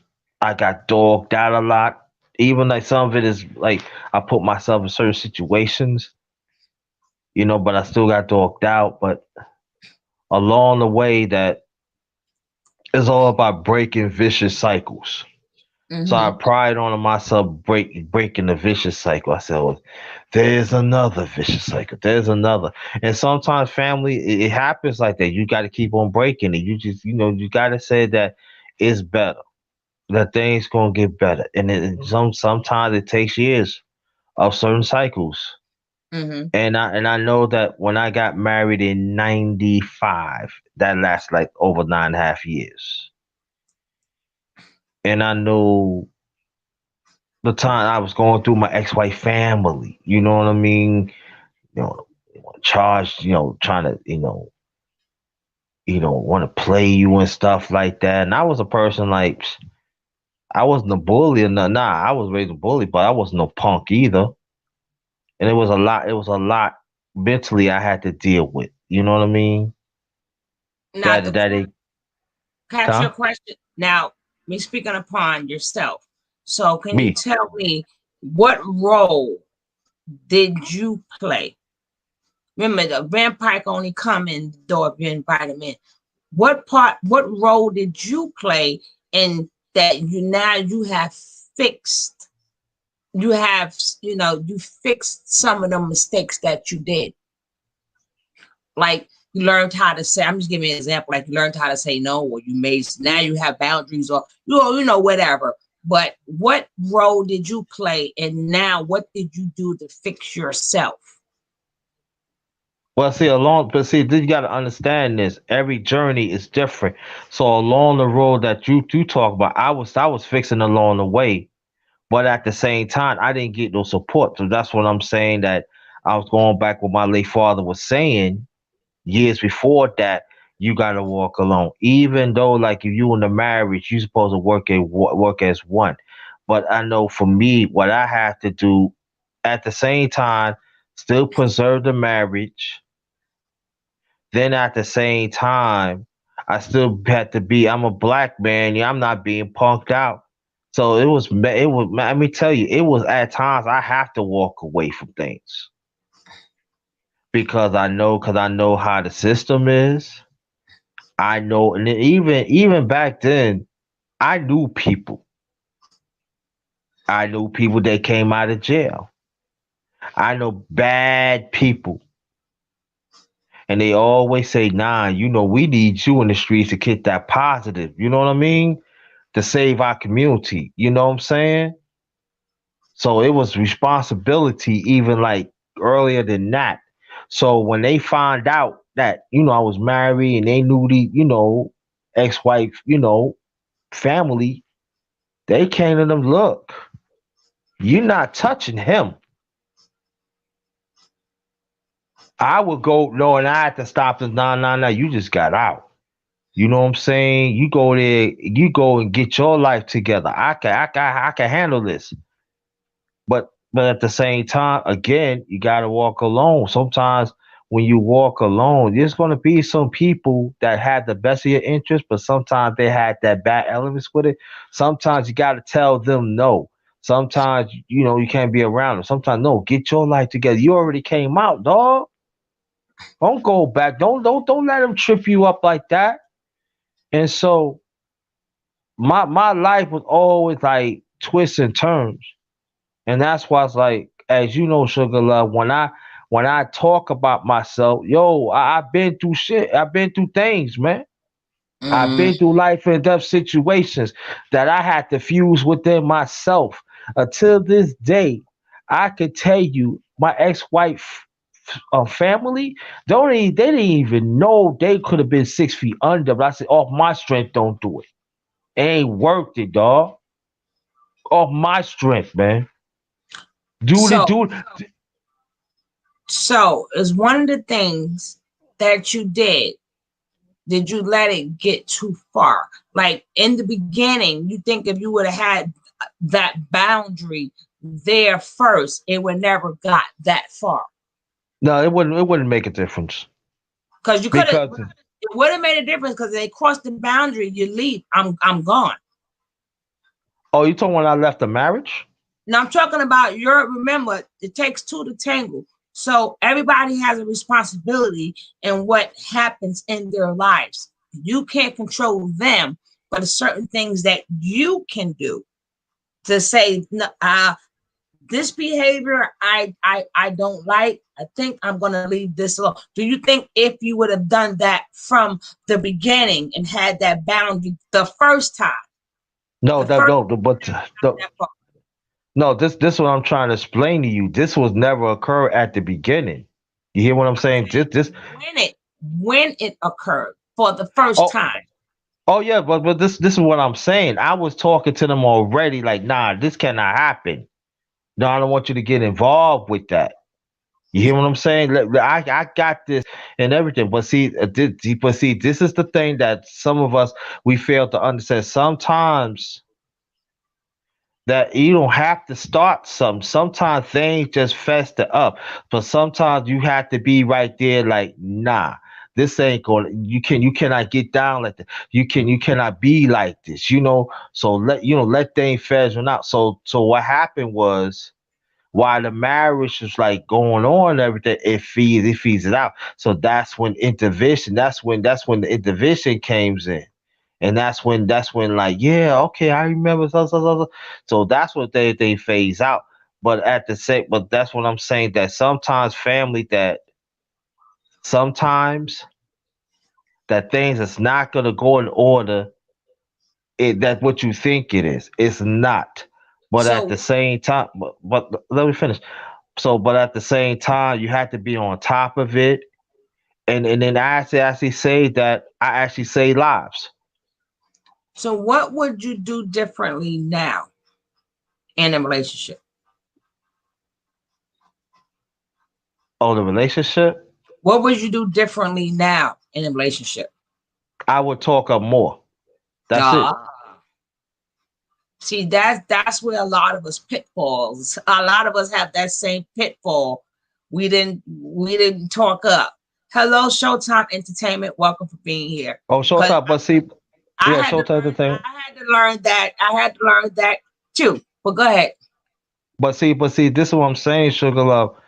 This is what I'm saying, that I want you to understand, is that everything is not going to happen in that order all the time. It's not. That's why, like, yeah, we want to say, yeah, you should have done it. Is everything? See, in my circumstances, I know other people's circumstances not gonna happen in order.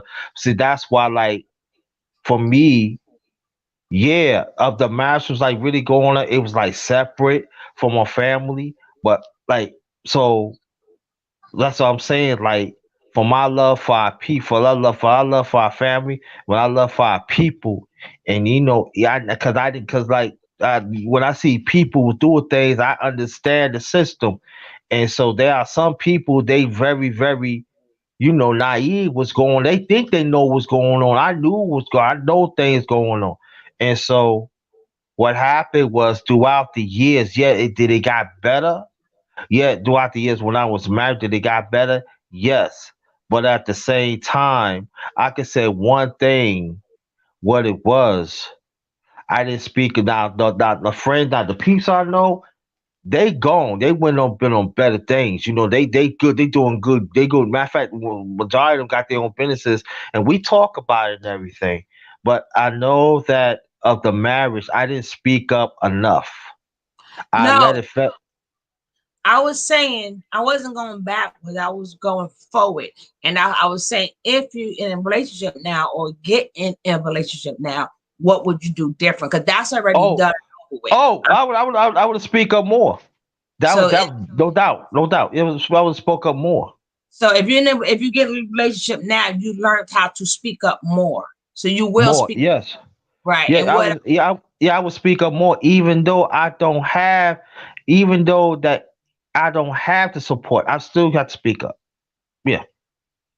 because that's why I say that's where a lot of our pitfalls is at, because in our early relationships we didn't speak up more. So if I get into another relationship, that's one of the main thing. Well, honey, you could bet your bottom dollar.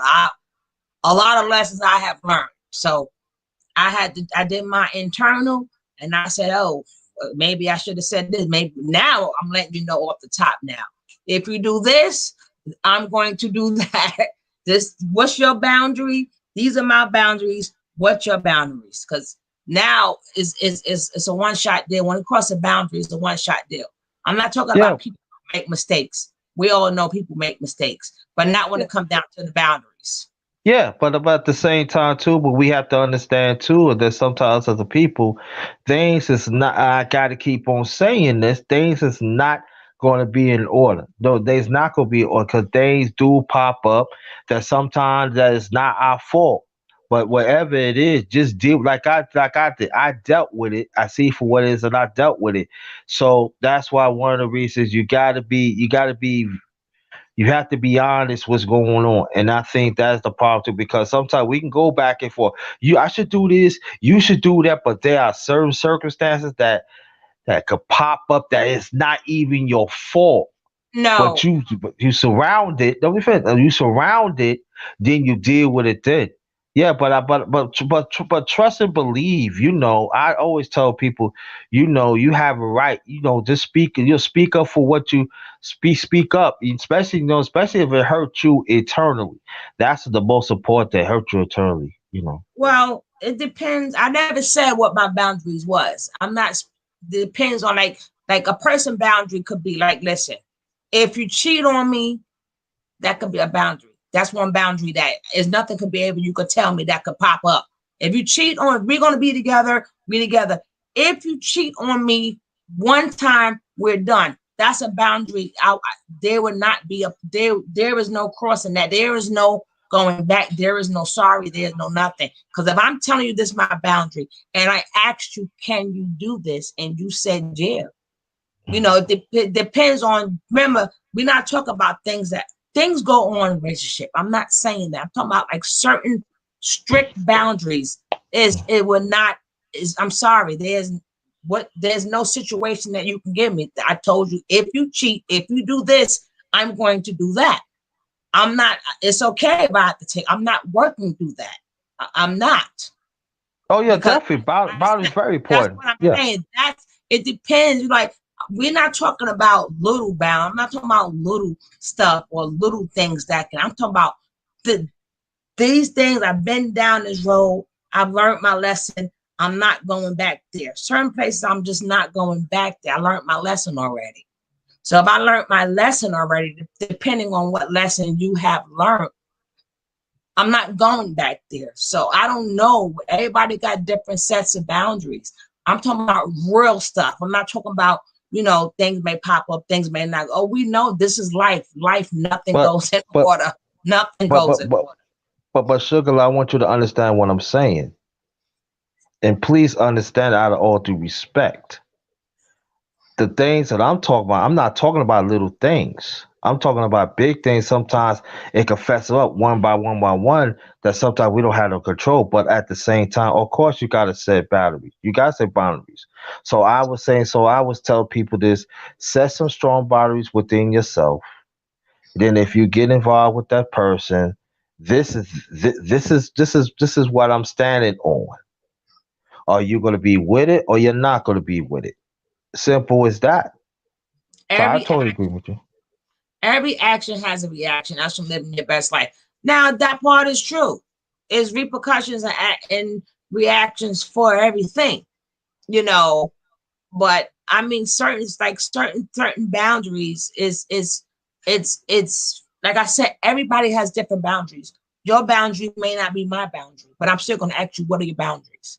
What are certain things you just don't want me to cross? And at that point in time, that person can say, yes, I can deal with it. I can't. Listen, I'm at the age now. I'm going to tell you, this is this. I'm not Yeah. saying. I'm not talking about things that can pop up. We already know things pop up.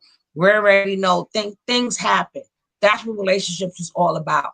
But if you like, let's say, family wise, you could be like, listen, if your family get into my business, that's a boundary.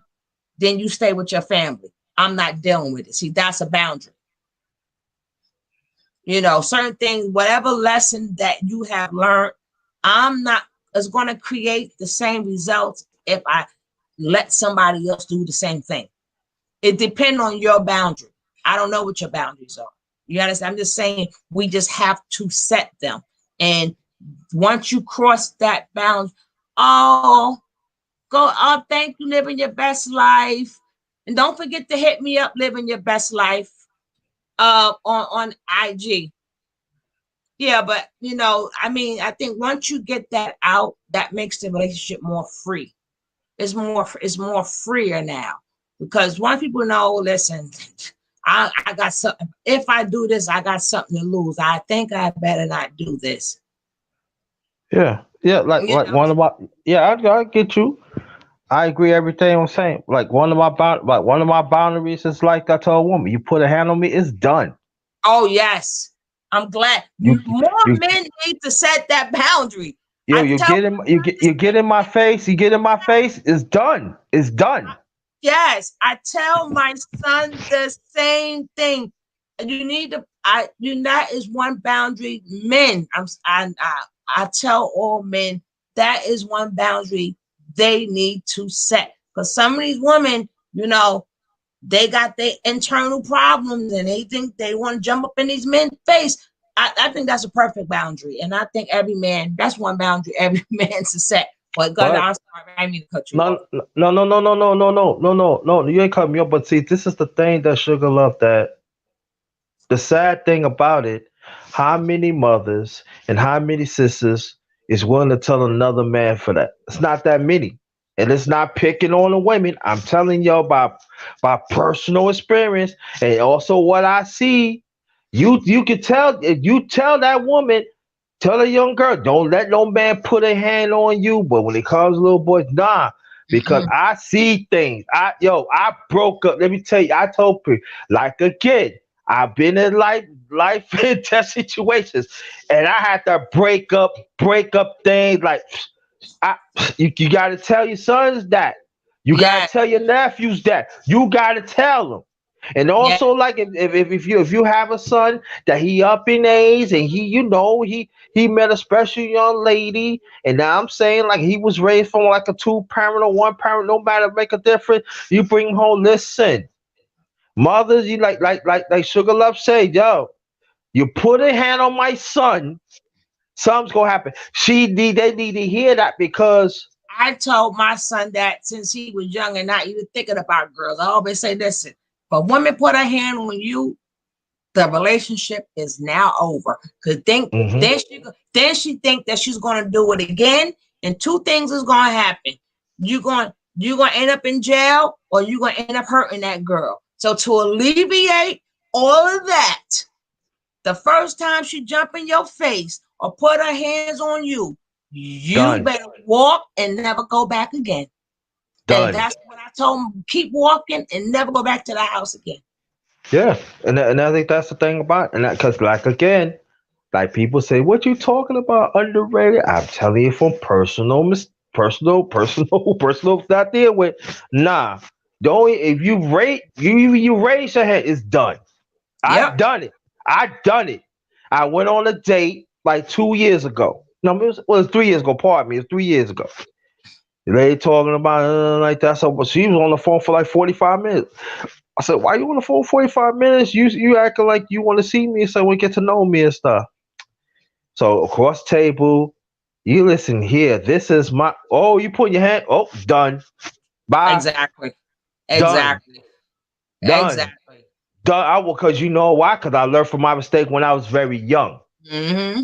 Done. It was like a reflection. It's like, oh no, done.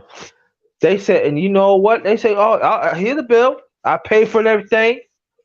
I called the cat. I was out. And I said, lose my number. I haven't heard from her ever since. Nah, And you ain't putting my hand in my face. You crazy? You and was on the phone for 45 minutes, and I'm talking. I'm talking. I wasn't screaming. I said, you know why? You on the phone 45 minutes? What's up with that? I can understand if it's a poor phone call thing happened, but you talking to your girl 45 minutes. You didn't say hi to me, and she reach out across the table. Well, this is what. Oh, time to go. I That's tell it. young girls, I tell young girls the same thing all the time.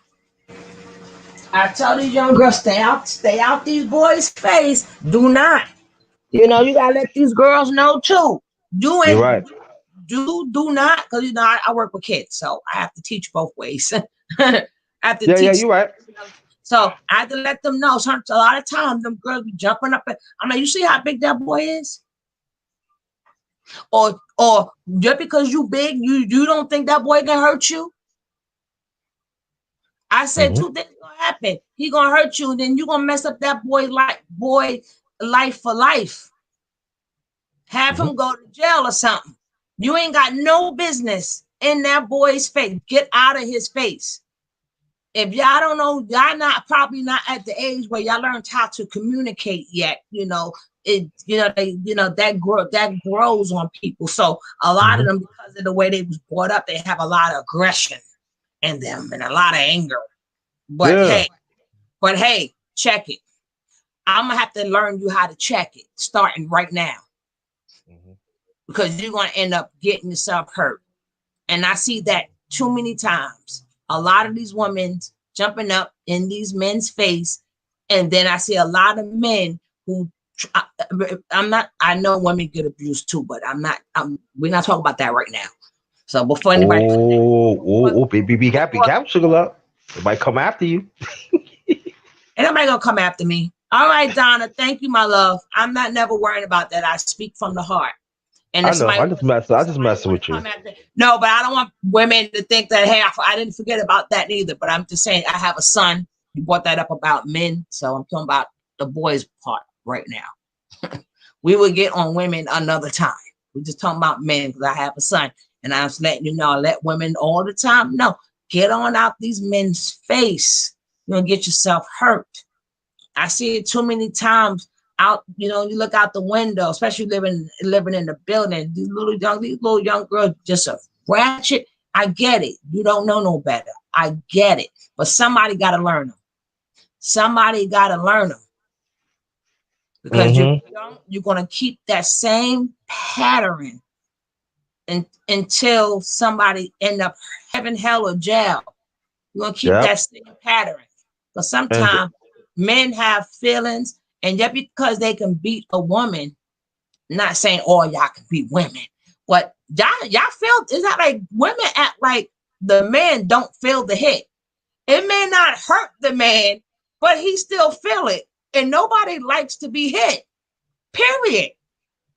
It ain't like you damage me. Like people kill me when, well, if a woman hits you, it don't hurt. I still felt it. He still felt it.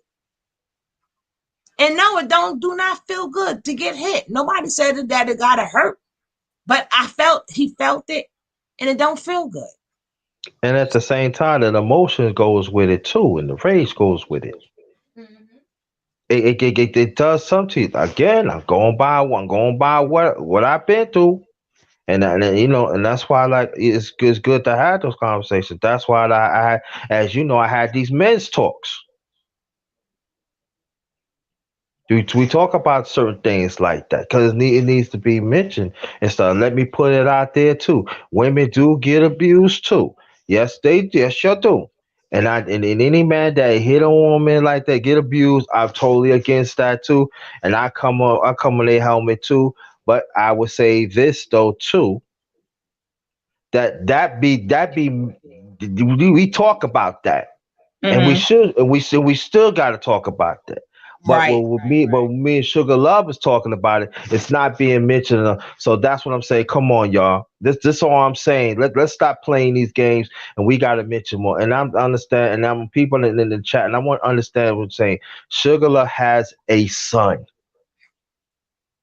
She has a son. And I want y'all to understand that. She see things in her life and she works with kids. So I cannot imagine after she sees something, she has to come home and figure in her mind, I hope that boy is okay. Because sometimes you could damage that boy for the rest of his life mentally. Yes, and he started hating children. He started hating women because nobody did not protect him. Because see, there is a certain protection had to happen that Sugar Love has also had orchestrated to some of these boys. And that's what she's doing her son. Protection. Yeah, and then I don't want him to snap and hurt her. Right. Because exactly.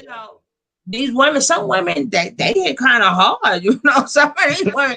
Some of these women hit kind of hard, and it all depends on where they hit you at, Yeah. but it's not affecting me having a son. I got nephews. I have raised my nephews, and now Mm-hmm. they are perfect gentlemen, and I let them know too. You know, soon the same thing I told my son. I told them, if a woman ever put her hands on you, you walk out that door and never return, because Mm-hmm. you have now set yourself up to be arguing every day, fighting every day, and either you're going to end up hurting her because you do, or you're going to end up in jail. Mm-hmm. But it's, you setting yourself up to have a volatile relationship, because that person does not have self-control. Mm-hmm. That Yeah. person does not know how to talk. So to alleviate that, you don't even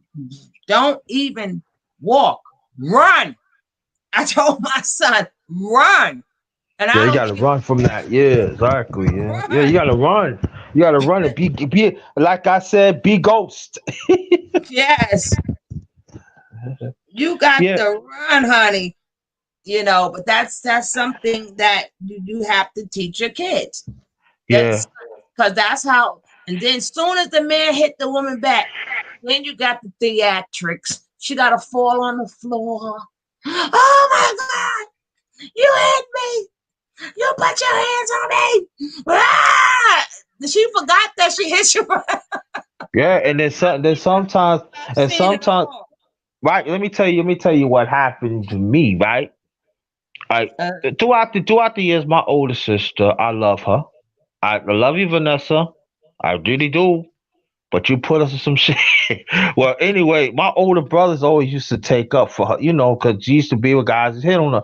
So, one day, this is like I think it was like a week I thought, not a week, sorry, y'all. A year and a half later, after my father passed. My father passed in March of '89. So I mhm, said, we looking like towards the mid of '91, mid 1991. Got a call. I pick up the phone. That at the time my mom was living. Like I mhm. told you before, my mom's passed last year. So I pick up the phone. Oh yeah, what? Yeah, you know what I'm saying. So again, I'm going back. What I'm saying, underrated one, new people. I did. I do. I didn't know I knew people. So my mom's like, I gotta help her, Vanessa. She said, you gonna get yourself hurt while she go back to that man. I said, but mom, that's my older sister though. You know what I mean? Yeah. So at that time, in the back in the '90s, as you remember, there's a three-way. Sometimes there's some people had a three-way pager with the telephone built into it. You remember those, right? Yeah. Right. No, So I'm I had a too three. young for that. No, I'm joking. Right. Yeah. So, but what happened was mom was running out of battery. So I called for a telephone rule. Do do do do. Yo, come to find out all of them was together. Yo, I need the cavalry, dog. Word. What's the recipe, dog? Yo, I'm hopping on this A. Get off at. I'm not gonna tell you the street. Get off at such and such. Meet me on the corner, dog. I was talking about On, Brooklyn days. yep, the I heard Brooklyn that. on I the A heard. train. I heard the A. I heard the word And the the A. A train. I Hey, heard the matter of word fact, I tell you the to stop. I can tell you to stop on Van Sick. On Van Sick? Yeah, I'm on Van Sick, but I A. gotta get Hello, on. brother Bakari. How are you? What's Welcome. up, brother Welcome. Bakari? Welcome, Welcome. brother Bakari. So I said on Van Sick. Oh, that's around the way, dog. Yeah, but I gotta take the train. Nah, dog, don't even worry about it, man. Call a cab. We got the cab money right here, dog. The cavalry right here. I said, all Oh, right. So I got on the cab. We took the cab, got there about it was like 20 minutes. We got there 15 minutes. So I got out. So I said, yo, I'm gonna get out of the block before and walk the Van Sick. That was on Pennsylvania. So mm. I walked Pennsylvania. He said, yo, it was about like already it was like 30 of them. Yo, what up, dog? What up? Yo, what's the building? Right here, dog. We going up in fives. They was packing. Boom, boom, boom, boom. Yo, hit on me. Got hit on me. Yo, I'm busting the door. Bang. I can't tell you the rest. You know what I'm saying? But y'all Yeah, knew, yeah, yeah. Ah, like, yo, this my sister. Yeah. All right, man. All right. Yo, have fun with this thing. So they had fun being. All right. So we went there chilling and everything. So at the time, I was living in Queens. Yeah, I was. I was. You was living in Queens. I got Yeah, you. I was. Yeah, I was living in Queens. So I took the cab back. So my mom said, "Mom, I can't tell you what I did, but I'm fine." She said, "Okay." My mom's called me back. This happened on a Friday night. Cause I'll never forget after that happened, I went on a date. They were good and all that. She said, I'm gonna see you tomorrow night. Yeah, you see me tomorrow night, no doubt. My mom's called me Saturday morning. Never forget, 8:45. You know your sister went back to that fool. That's what I told you. You shouldn't do that. You could have got hurt. But I wasn't thinking about that. Then to really sit back, I like, oh man. Right. Right.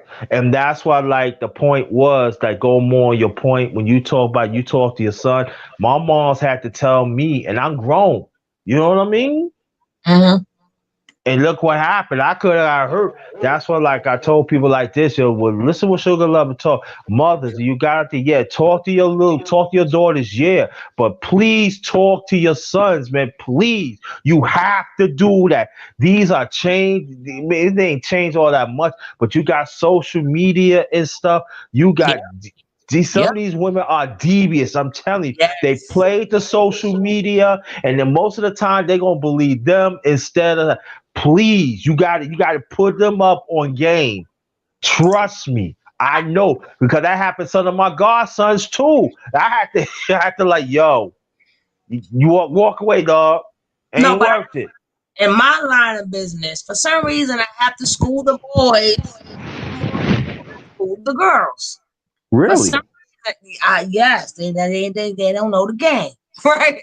And the best person to teach them about a woman is a woman. You know what I'm saying? So Hmm. I can just not be the man, but I can teach you every. See, you got a lot of men that think that they can teach you everything about a woman. They know no, it's got to come from a woman. Gotta So come from a woman, yeah. gotta come the same way I can say all to tell my daughter all the tricks and stuff to a man, but that don't mean I know every trick. It gotta come from a man. So Right. I don't know. I can't teach a. I can't teach a young girl to be a woman. That's not. Nah. no, not to be a woman to teach all the games of a man. I can't do Hmm. that. That's Right. what I'm talking about. The game. The Hmm. game. Yeah. Yep. So I got a lot of these men, it's like I try to separate them. I got the 14 to 15-year-olds on one side, and then I got the other ones that's older. And then I always think, well, why, Miss K? I said, let me explain something to you. It's gonna get you in a lot of trouble later. These young girls is for you, not for you to look at all. A lot of y'all forget that y'all just turned 18. I don't care what you do after you leave here, but always keep in mind you are 18. And a lot of these young girls you have to learn how to get these young girls up out your face. I don't care if they fast. I don't care what they do. You like I seen some of these young girls got so many problems. I gotta tell you, see that one right there? I think you better leave that one alone. She got a lot of problems. You're gonna be a baby daddy really quick with a lot of problems. You better leave that one alone. For some reason, I have to be schooling the boys more than what I schooled the girl because I see what they're doing. I see what they're doing. I understand it and I get it. They don't have no guidance. I get it. But a lot of these boys, I don't want for them to be arrested. I don't want for them to go to jail, but they don't understand. You cannot met just because you know these girls, you forgot your age. They ain't got no business in your face. Even when you leave here, find out how old are you? Oh, well, you need to go over there, little girl. Go on over there. When you get 18, call me. You 17. No, that's not good enough. I said Yes. 18. Yeah, stop lying about your age too. Yeah, I want to see some certification, and I learned that from my aunts. My aunt say, "Yeah, let me see some certification. Hmm. Let me see. Let me know. I want to see your Exactly. nephew. This is fake. What? How old are you? I'm really 15. What? See, Uh, that only see a woman is what's going to give that information to a man. Oh, mm-hmm. you need Yep. that because we women, we I girl, that's like a lot of times you hear a lot of men that kick stuff to men, but I guarantee you, mom already said I don't like that girl. But you know what I'm saying? Something about that girl. They rather listen to their homeboys because the homeboys is telling them to smash it. And mama's saying, leave that girl alone. And Mm-hmm. they chose the wrong advice. I'm teaching, I know women. I see the game in her. Just like if a daughter, she bring a man to you, you're gonna scope him out real quick. And you're gonna be like, I think I let that one go, daughter. Yep. You know what I'm saying? Because you see something.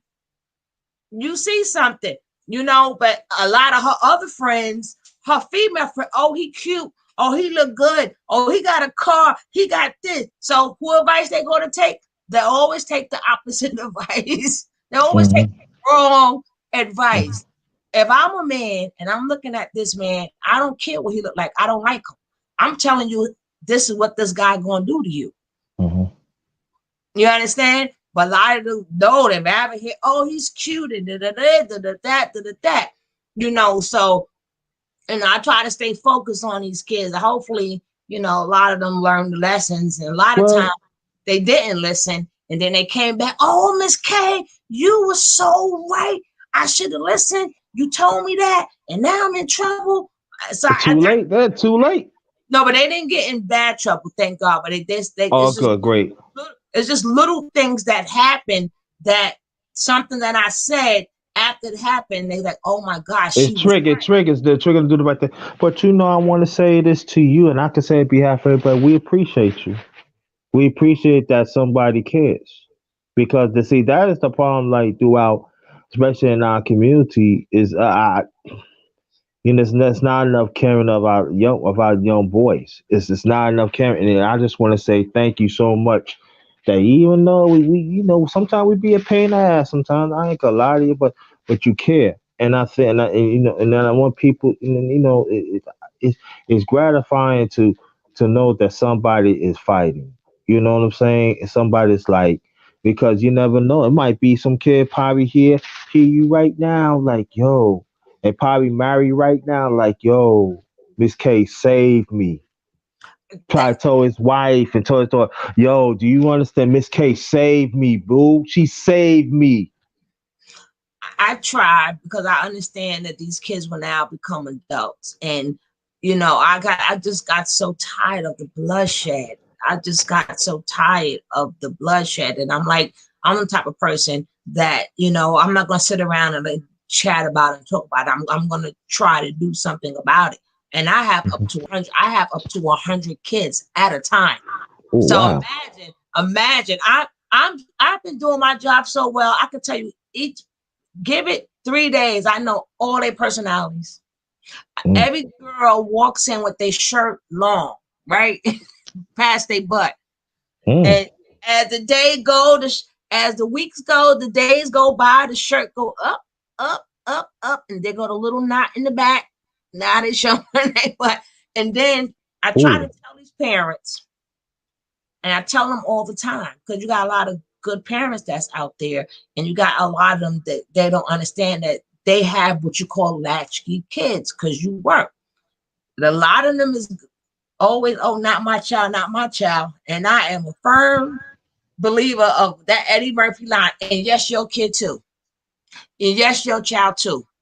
Every single kid, every child is an at-risk child. That has nothing to do with what your environment is. All it takes is one puff, one drink, one of something. And now that it could be just one kiss.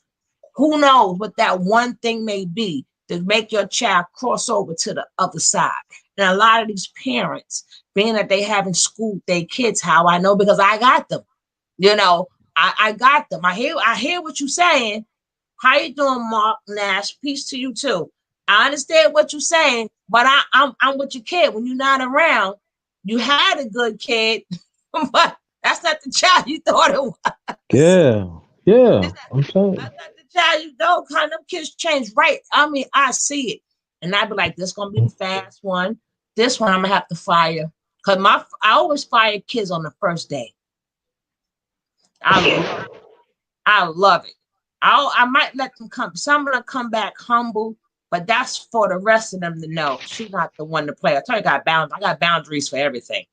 Mm-hmm. No, okay, I'm not gonna cross these back. I can laugh and joke and do everything with Miss K, but this right here, I better not do, because Mm-hmm. but but if we don't catch them when they're young, we got a lot of they become now they adults that was never shown nothing. Because Mm-hmm. you got the mamas out here. Remember, mothers are younger now.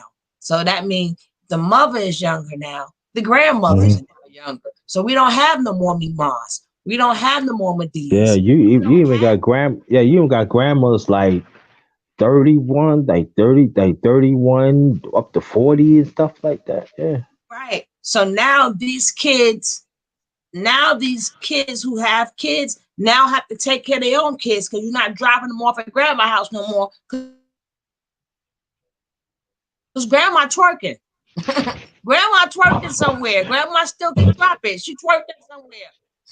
You see the videos, it'd be come on, a lot of them are not young girls. There's a lot. Matter of fact, did you see? I think it was in the news when they kicked the lady out of the restaurant because she came in the restaurant twerking. And I'm like, Oh, it's a few of them. It was a few. Yeah, but I think it was two or three. Yeah, I heard. Yeah, somebody did a the yeah. right. So can you imagine if she don't have no self-control when she go out to dinner? Can you imagine what her self-control is in a household? She Yeah. has none. She has none. A lot of the old school principles, which people be like is new age. No, principles is principles. It don't have no expiration date on it. Like Yeah. respect doesn't has an expiration date on it. Yes, Right. ma'am. No, ma'am. Doesn't have an expiration date on it. People think that certain things have an expiration date. Times has changed. No, it ain't changed that much.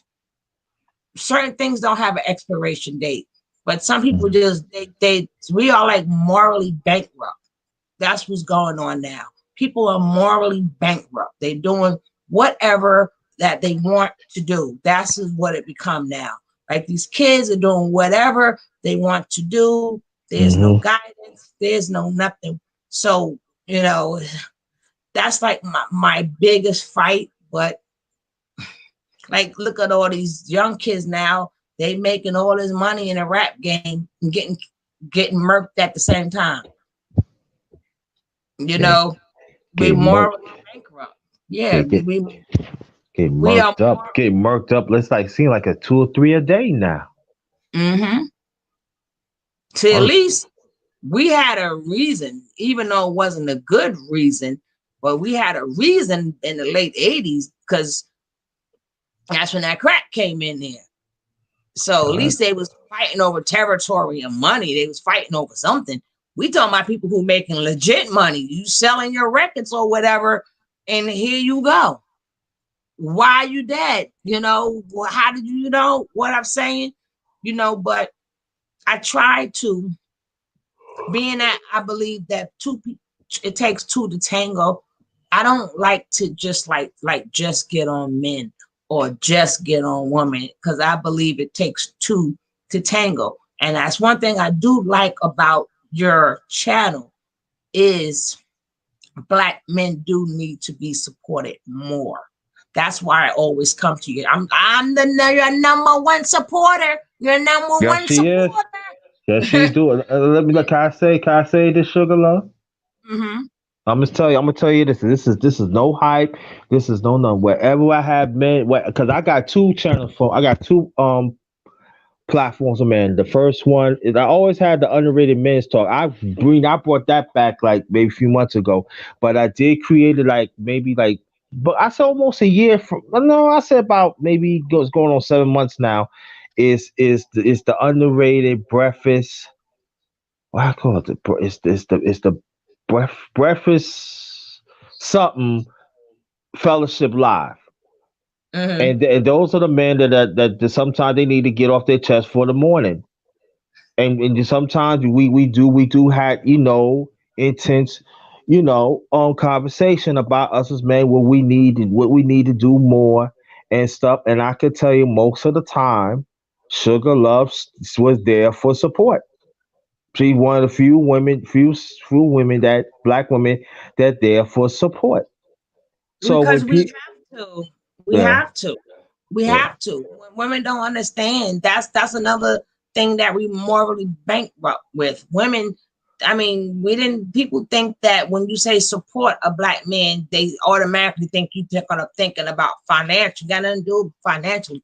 We have to support them morally. Like, you know, even if it's just like being there and like me, like when you have the man talk, y'all kick some real stuff. I know my place. I've learned a lot on your channel. But we have to, you got to know, hey, sometime when you did that, I sent all the sisters to your room. Wasn't we all good? All good, and but you know what? All good. But you know understand that that word that means boundaries. They know that I said boundaries. Yo, this a man's talk. Only man could be on the panel. Women, if y'all could be in the chat for support. Boundaries. They know what's up. They still support. That's all it is.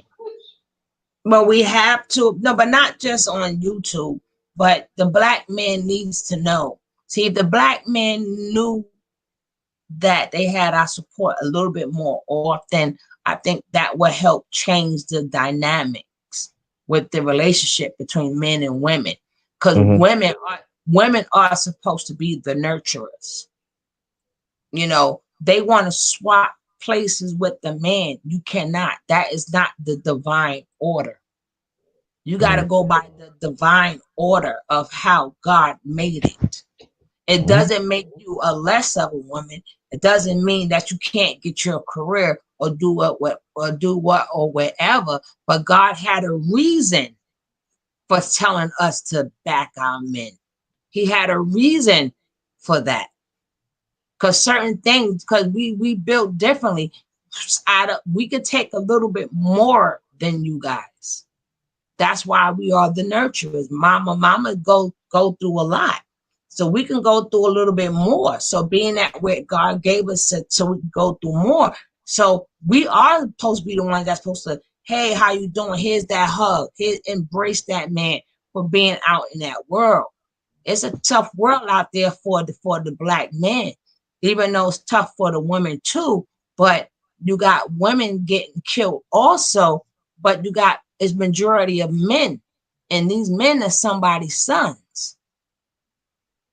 These men are somebody's sons. But it's okay. It's a lot of I have nothing but respect from the men in my neighborhood because I always, hey, how you doing? You all right? You okay? I let them know, females it's okay. It's okay to be feminine. Well, I'm not a feminine person, but it's okay to be feminine. It's okay. It doesn't take nothing from you.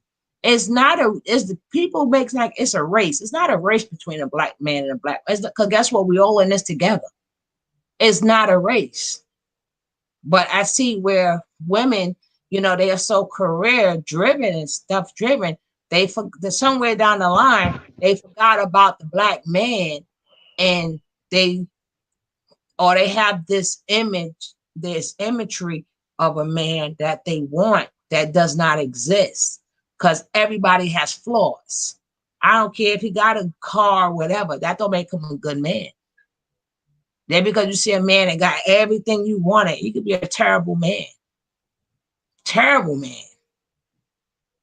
But I think that if us sisters start embracing guys a little bit more, I think it would sort of kind of change the dynamics a little bit between the relationship between the black man and the black woman. What do you think about that?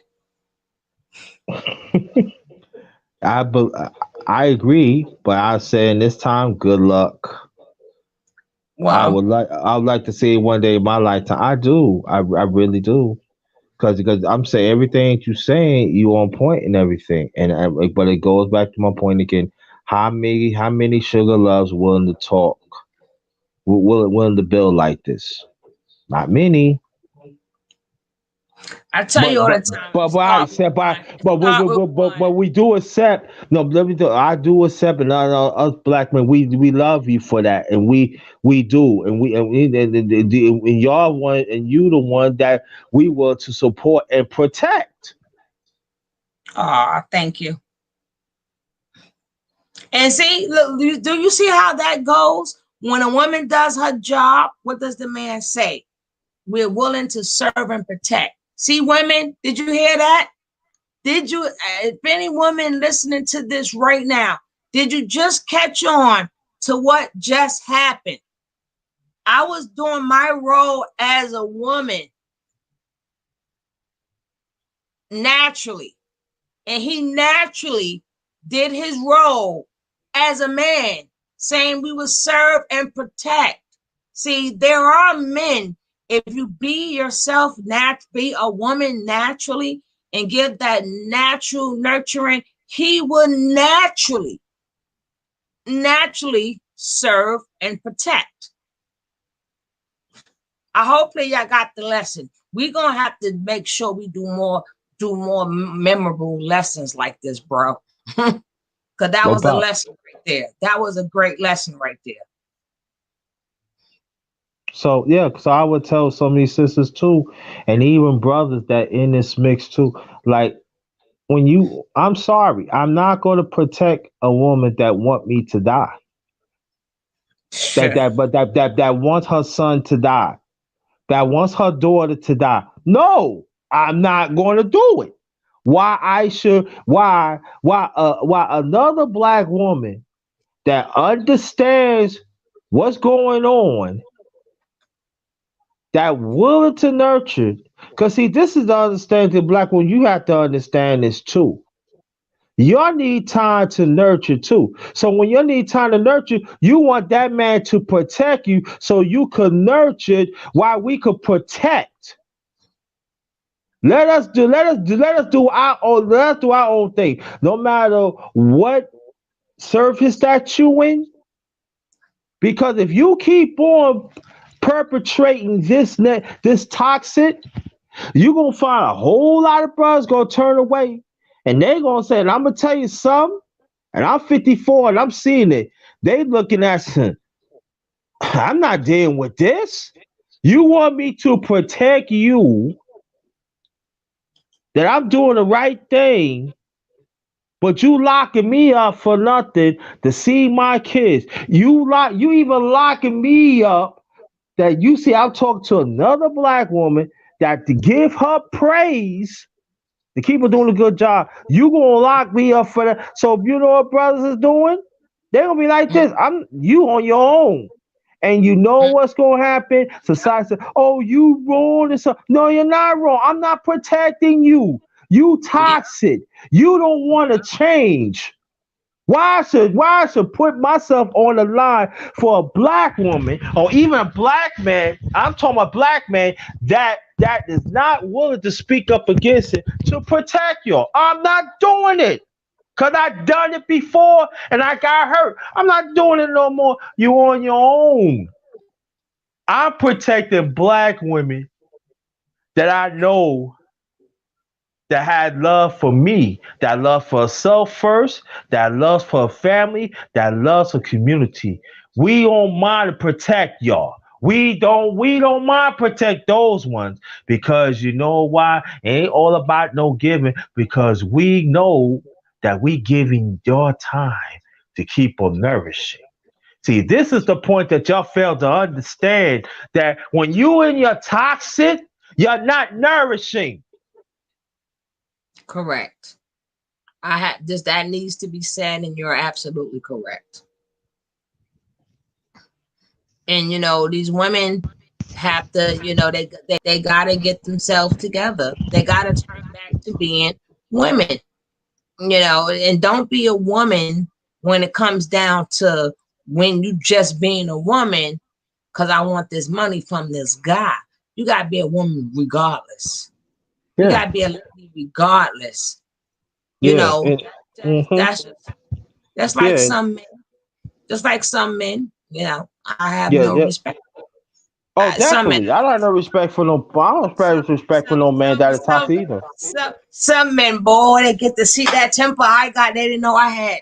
Right, but I don't let nobody get me like that because I have my boundaries. So I don't. I'm older now. My younger days, oh my goodness gracious, my Yeah. younger days, it's on and popping. But when people have to, you got it right. You aced it. But we have to stop being around the people that's toxic. And if you happen to be a toxic person, don't look for certain things from a man. Do not. Just like if you're a toxic man, don't look for something from a good sister. Don't look for the nurturing. You don't want it. Same way these women, they act like they want it, but you're toxic. Hey, Zahara. So that's another good. That's another good point that he brought out, which I think is great, and it needs to be said. See, this is how adults have conversations. When people don't, it's not we not one time did we play the blame game. And I think that's where a lot of people in other channels they mess up at. They play the blame game. And then, women want to act like there's no toxic women out there. And then men want to act like there's no toxic men out there. There is. Yeah. So, And also too, that and I want men to listen to this too, and even younger men. You're not a piece of meat. You're a human being. If you got some women out here, oh, I just want you for this thing. You don't see them like maybe almost every 6 or 7 months. You're not a piece of meat. You're a human being. Stop using you. Yeah, you probably putting it down well. You know what I'm saying? You probably doing your own thing. But what's that leave you? You leave you being lonely again. You used to be you become useless. Nah, don't let them put you like that, yo. You a human being. You said like Sugar Love said, set some boundaries. Yo, this is how it is, yo. You can't I told my respect me as a son man. that too. Oh my goodness. I school my son on that too. You understand what I'm saying? Now, we got some Jodies that's out there. We don't, that's Jody's lifestyle. That's Yeah. like I was telling somebody and they got mad. I don't care. But I said in reality, because they was talking about high value men and that new trend that's talked about. I said, let me explain something to you. This is just my opinion. You don't have to agree. Don't be don't be mad. The high value women, don't be mad at the women because you're a high value man and you trying to figure out how to get a woman. You got to be mad at Jody. If you know who Jody is. Oh yeah. Jody, Yeah, Jody. Yeah, that's a song by Joe. Yeah, but man, yeah, he had to. Jody is the one that take you gonna be high class all you want. Jody always gonna take your woman because something you ain't doing right. Don't be mad at the woman. Oh, she doing no. Be mad at Jody. Don't call us. Yeah, the woman still ain't no good because she still ain't had to do what she did. But that's Jody job. Jody job. Jody All right. Job is Jody Job doing his thing and be out. Jody job is to be a bum and get your money. Get your money. He know how his job is how to lay it down. And then whatever, if you're a high class man, Jody getting your money. Jody, you is never going to beat Jody, period and point blank. You're never going to beat Jody. I don't care if you're a millionaire or you're a trillionaire. You're never going to outdo Jody. You need to go get mad at Jody. Why are you mad at us? Jody, I know Jody. I know quite a few Jodys in my life. I do. I know. Matter of fact, I know one right now. Matter of fact, he's 60. Just like you got some women. I don't know what the woman, the cleanup woman. Just like you got Jody, you can't get mad at the man. You got to be mad at the cleanup woman. Yes, your man did do the act, but the only way they was able to get in there because your bond wasn't strong enough. But I can't get mad. The cleanup woman, that's her job. That's her job. You got Jody and you got the cleanup woman. They the ones is, I don't care how good you look, because cleanup woman could not be the prettiest thing ever, but the cleanup woman know what to do. Same way Jody know what to do. Yep. The cleanup women know what to do. So stop thinking that you're so high. My thing is stop thinking you're so much better than others and it can't happen to you. Stop thinking that you're a high value man or I'm a beta man. And yeah, you all of this until Jody come get your woman. Stop thinking that you're a woman of the world and you so independent and I got all these Burbacks or whatever you call it, pocketbook and all these. No, honey, the cleanup woman gonna get your man too. Yeah. So stop being all mad at the wrong thing. Yeah. Now I know we talk about music in the past, right? Mm-hmm. And just work with me here. Now I know you know the late great Betty Wright, right? That's the cleanup. Singer of the cleanup. Right. Now she made a song back in I believe 70 or 71 about babysitter. I want y'all to go wherever we finish. I want you to go hear that song. I'm not going to tell you what's all about, but the name is Babysitter. And this is talking about back in the 70s. This was like going on. Trust me, this was going on long before that, and even now. I want you to hear that song very carefully. I remember this song now. Now it make me want to play it down because I want to, but I don't want to get it. I'm on my other channel. I'm the copyright queen because then I got a reaction channel too. So I do my I'm doing like trying to. But I be doing a metal reaction. I'm like, what the hell are they saying? Don't get mad if you like metal, but I don't know what the heck they be saying. So I be like, I don't know how to unless I got the lyrics pulled up. I don't know how to dissect the metal. I don't know what the hell they saying. But that's my other channel. So I just threw that out there. But so now I'm like babysitter. I know I don't want no copyrights on here. The point of me bringing that up because I get nothing but copyright. So no. Don't bring no. Just like I said, I don't want you to get no copyright. Just wherever you finish, Sugar Love, and the rest of the people in the chat before the night is out. Type in Betty Wright, and type in babysitter. It will pop up. I believe it's about 2 minutes and 40 some seconds, something like that. But you need to hear that carefully. Hear it thoroughly. You're gonna hear the melody. A lot of them songs from back then. I mean, if you listen, you learn. If you didn't listen, I mean, you couldn't. Like a lot of these rich people. Did you or did you not understand it's cheaper to keep her? You know what I'm saying? It was a lot of things. A lot of people be trying to figure out where them sayings came from. But I'm like, sometimes them old songs, honey, they hit you with the real. That's what the rhythm and blues really is. I don't know what happened to rhythm and blues. I don't know what happened. I have no idea. And then I just feel a certain type of way. Because I be getting in my feelings, right? But I feel a certain type of way when they be like, oh, well, we wanted to cross over. And I hear artists say, we was R&B artists, but we want to cross over. And I'm saying to myself, I get what you're saying. You wanted more money. But if the music is good, it's going to cross over. But what was wrong with R&B? You trying to say something was wrong with R&B? Everybody's trying to get what we have.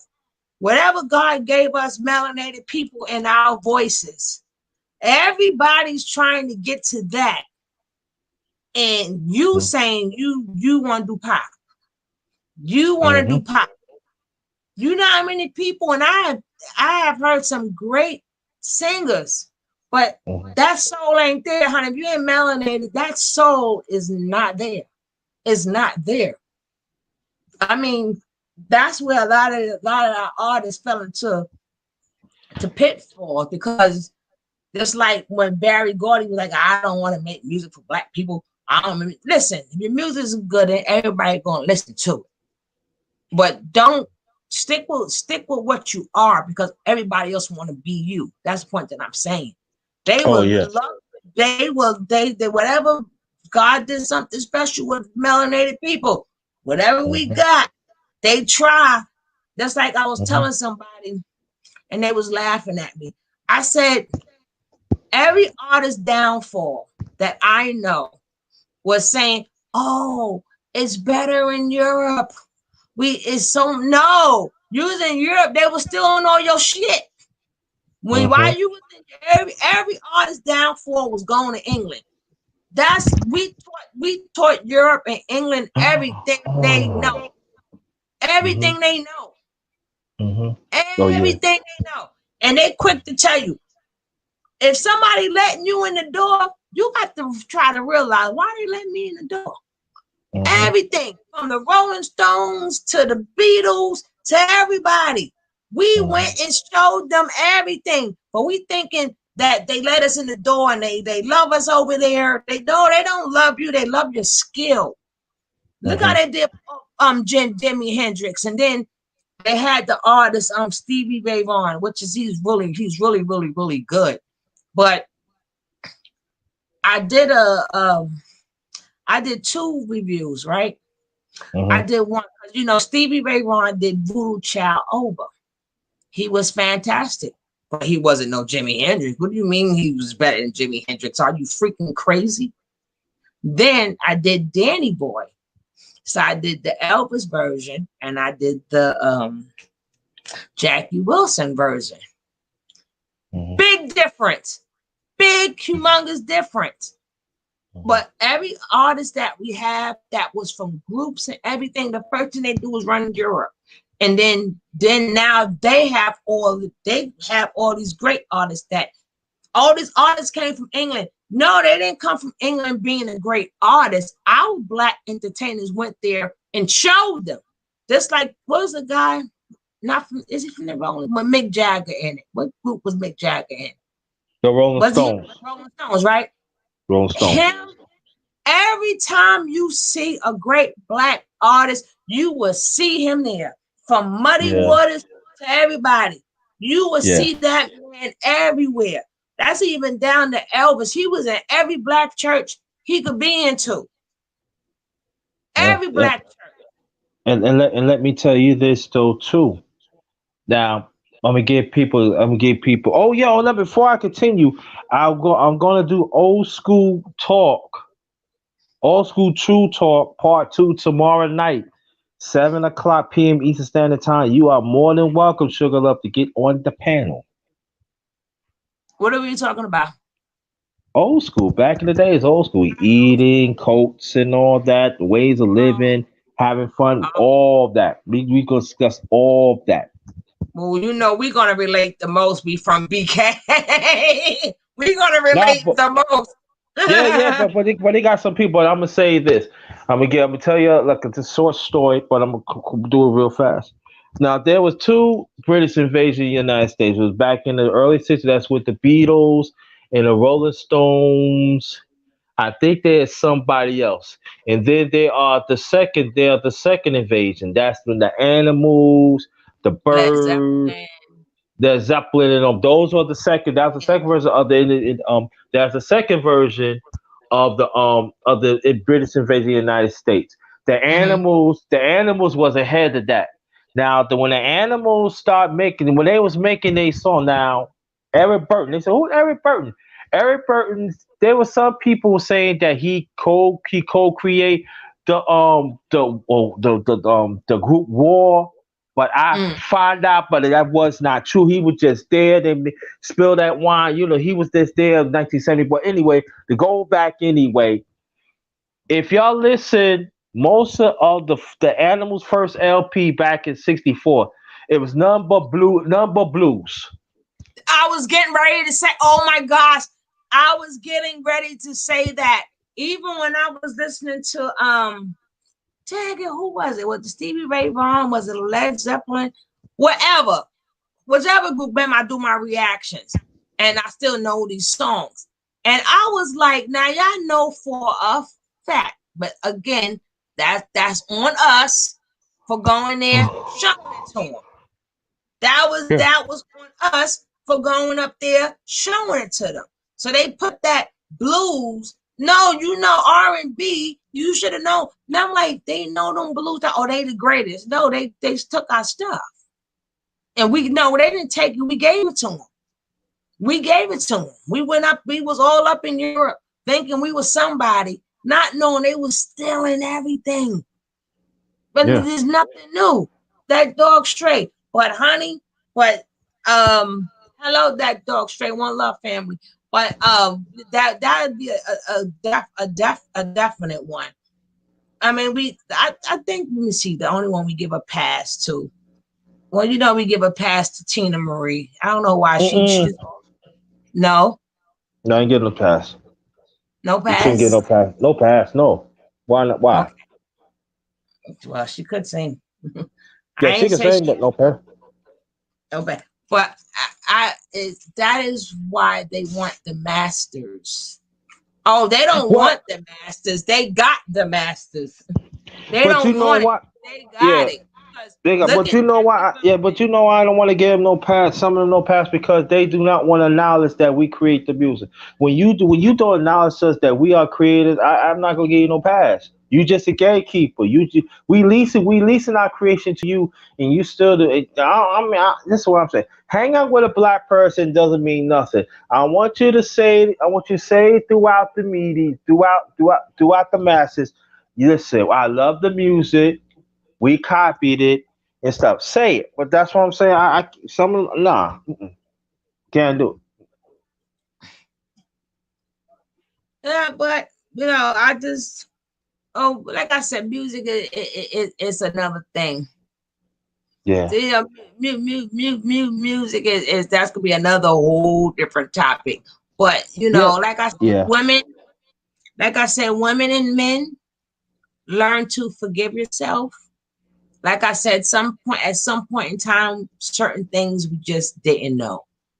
Just like I was saying, you got 5-year-olds who their friends started out at 5-year-old. No, actually, nobody created basketball. Dog stray. People was always throwing stuff in the garbage can. It was they just made it higher. But some kids started out at 5 years old, and you didn't know that your friends was toxic, or you knew that they was your friends. So you end up now doing things because you develop a bond. But then when certain things that you didn't want to do, you've been around this person since they was 3 or 5. So I just want people to, in order for you to learn to forgive others, you have to learn how to forgive yourself and forgive the actions and forgive all the things that you didn't know in order to move forward and say it's okay. Like like I said, some people have been conned before. You got to say, listen, I was conned before, but I forgive myself because I never knew a con man before. So I let myself get conned. Or if you was messing with a vixen, I never dealt with a vixen before. I forgive myself. So once you pinpoint all the things that you didn't know and the part that you played, can remember, the vampire can only get into your door if you let them in. So yes, a vampire don't come to you looking like a vampire when they knock at your door. They come looking like a regular old person. So they do a lot of things to manipulate you and get you into mess. The next they in your house, and that's like I said, people got to learn how to search within themselves. You got people. You got some women, they got crystal for everything. No, God, the crystal is already in you. Like you got people who like to sage their house. Again, the vampire only comes in your house if you let them in. Why are you saging your house? Who did you allow in your house that gave your house that negative energy? See, things is only there because you allowed it.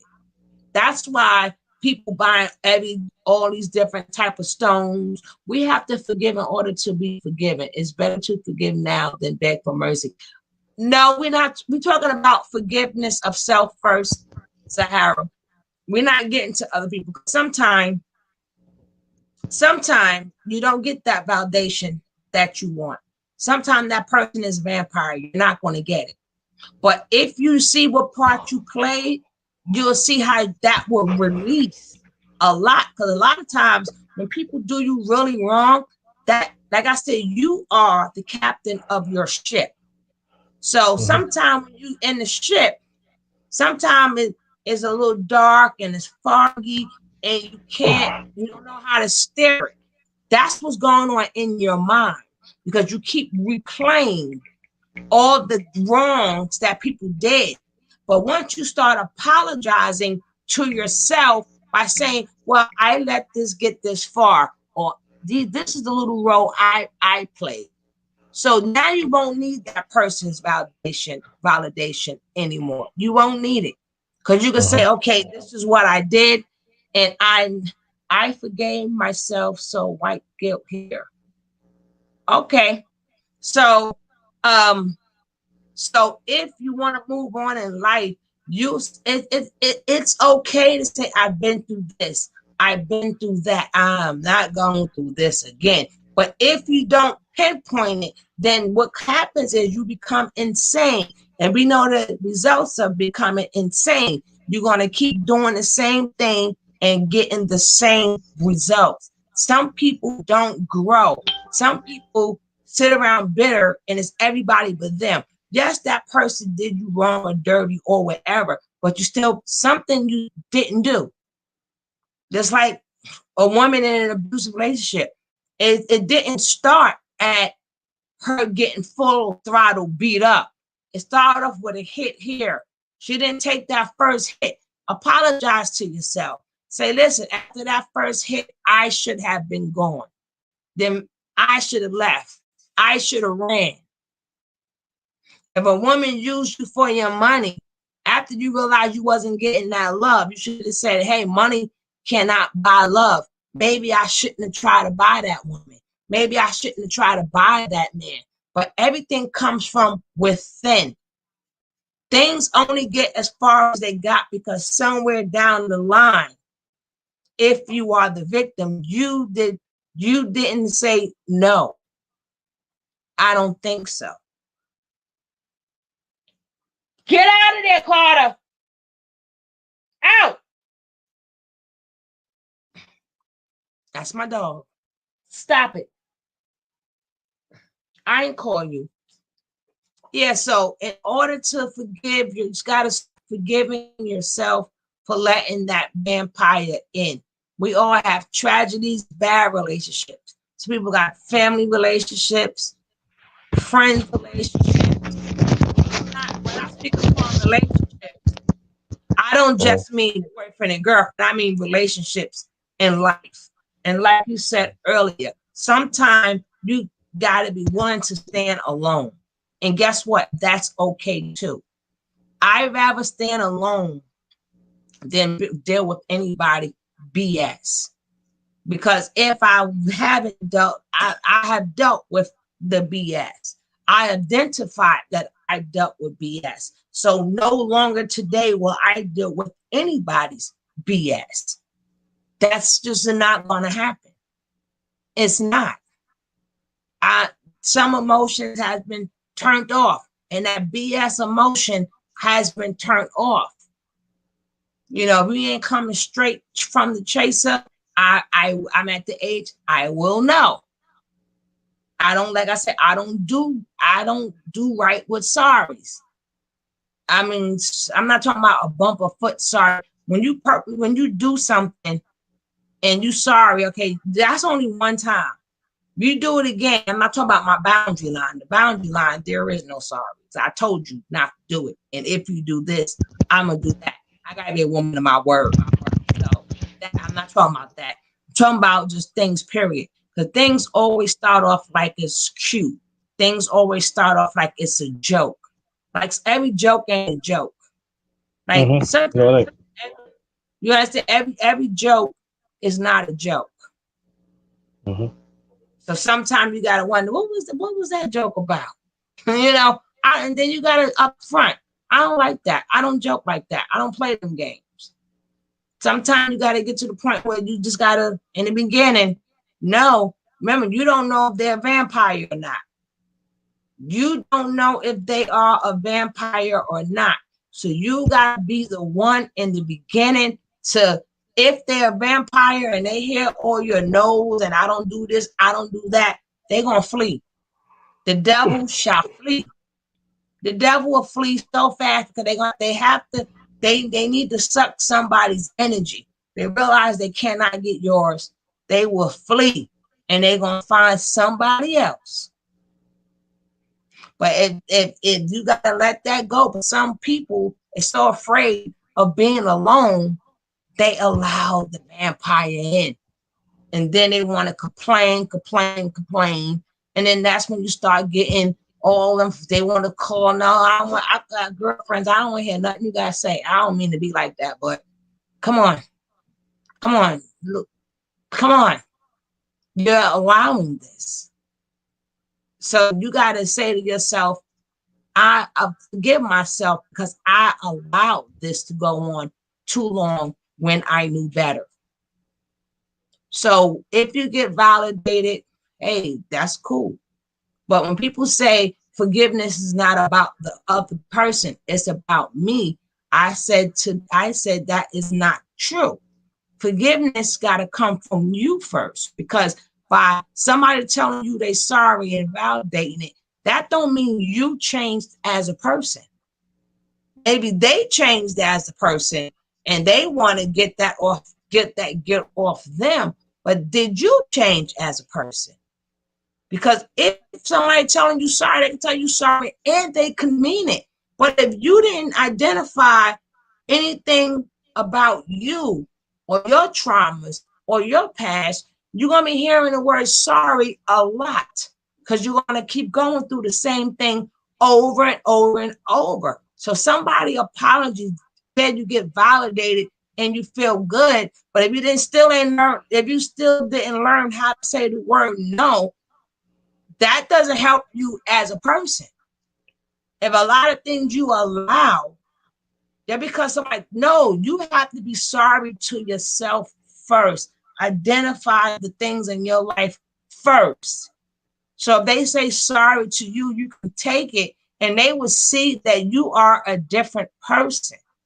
They would see, this is not the person I did not destroy this person at all. This person is strong. Wow. Because people can feel that energy. People know when you changed. People know when you're not that same person no more. Matter of fact, their whole entire sorry sound different, because they're looking at a whole new confident person.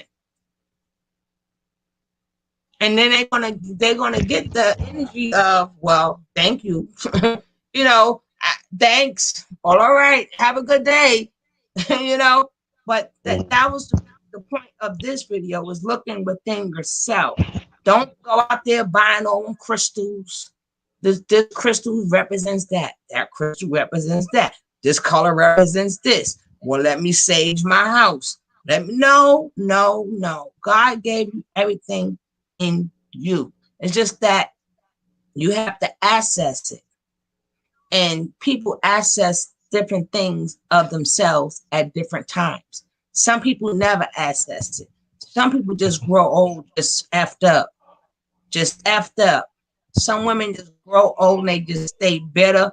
They stay bitter at that man instead of saying, I let that man do that. I knew he was cheating. Oh, he cheated? No. First time you caught on.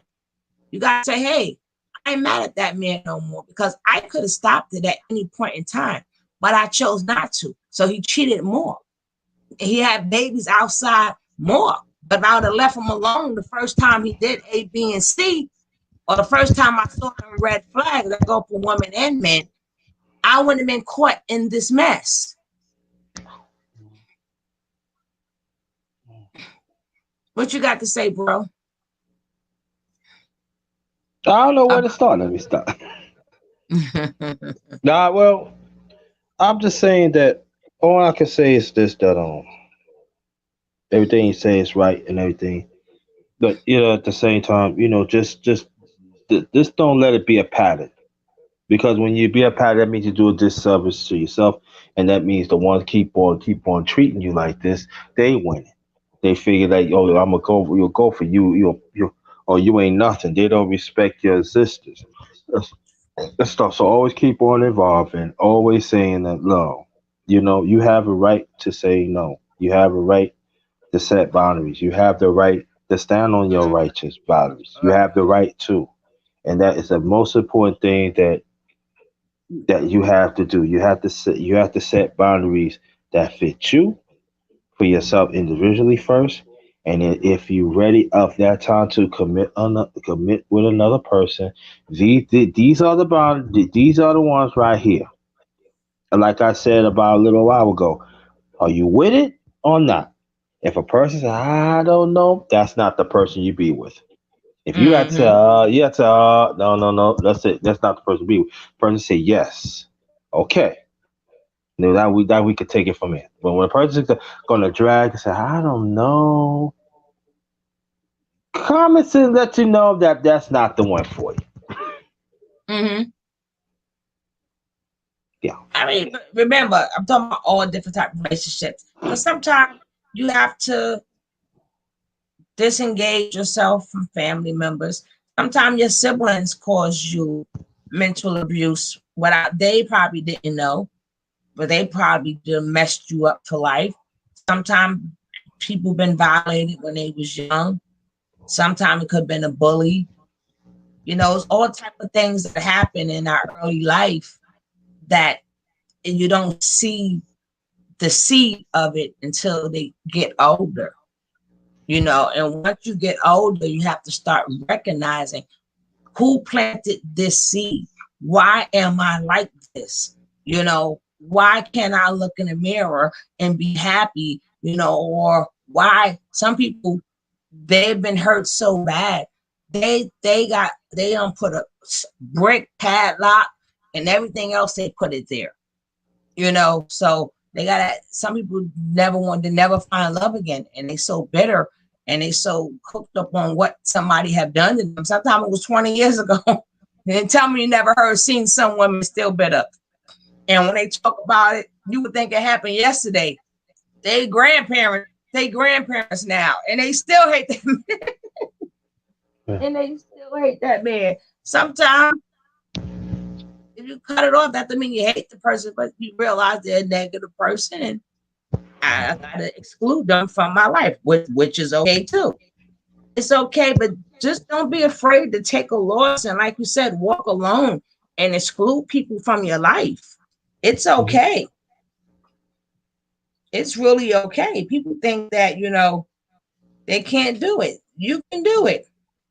You're gonna still live because you're gonna attract different stuff. You're gonna attract who you need. You're gonna attract good people, but you're not if you don't identify all the things that you let yourself do. Like, don't be the neighbor that everybody knocks at your door. Don't be that neighbor. Don't not be the neighbor who always got everything and people just knocking your door. You got sugar, you got this. Don't be that neighbor. Don't be that friend that you're being the friend, but when you need a friend, they're not there. Don't be that friend. you Mhm. know, there's a Mhm. lot of things you just don't do no more. It's Yeah, hard for you people just to break. It's hard for yeah. people to break out of them habits. But if you want a better life, you have to break a lot of things. Once you mature, don't bother you no more. Mm-mm. Like you Yeah. don't even get triggered anymore because I don't care. I really Mhm. don't care. Mhm. You know. Yep. So, but once you change your way of thinking, things come to you. Things will come to you the right way, and you will know how to handle it. That's why I asked you, what would you do differently now? So one thing I think we all is guilty of is we didn't talk up when we should have talked up. And then when we did talk up, we was pissed off. So probably didn't come out nice. Yeah, Probably didn't come out nice. yeah. It happens, and that's what I'm saying. That it's very important that, and then also you gotta understand why we don't talk up. You build up stress sometimes Mm. that you don't even that you don't even know, and at the same time, and so that's why like one of the reasons that that's why my channel is so unique because when I the things that I'm telling y'all, I talk on my channel. Now, did I said everything about myself? No, I'm not gonna do it. But I can say this that it's very important to when you learn something you give to others because sometimes that other person don't have the support that they should. So you have to use yourself. I use myself and probably do that. Maybe some people don't think that it's the purpose for me to use myself, but I use myself to show others that what I've given you, you do have a support because sometimes they don't have a support. When you ask a person, oh, you got to walk alone, maybe they do want to walk alone. Maybe they don't know how to go about it because nobody don't respect their existence. They don't believe. So I just want to reach people. I just want to do what I have to do. To let them know that you have the support. That listen, I get what I get it. But you don't have to be in this turmoil and misery no more. You deserve to live. You deserve to be happy. And I think that that's what we got to keep on telling people. Hey, listen, the toxic ones is always going to be there. They never going to leave. They bunch of leashes. You know what it is, what it is. But you have to. You just want to live, man. Just you have a right to live. You have the right to be happy. You have the right to set boundaries for yourself, for business to keep on growing positive. You have a and right we to. and we have to remember the key thing is you have to want it. Hmm. You have to want it. Like we can talk all we want, but you have to want it. Like we can't sit up there and we can't beg you to want a better life. We can always only give you tips, advice, like you said, like our personal things that we've been through that we have overcome. So that's why we able to speak upon it like right now. But you have to want it. And if you don't want it, don't be mad that nobody wants to be around you. Nobody wants to be around no toxic person or that negative energy.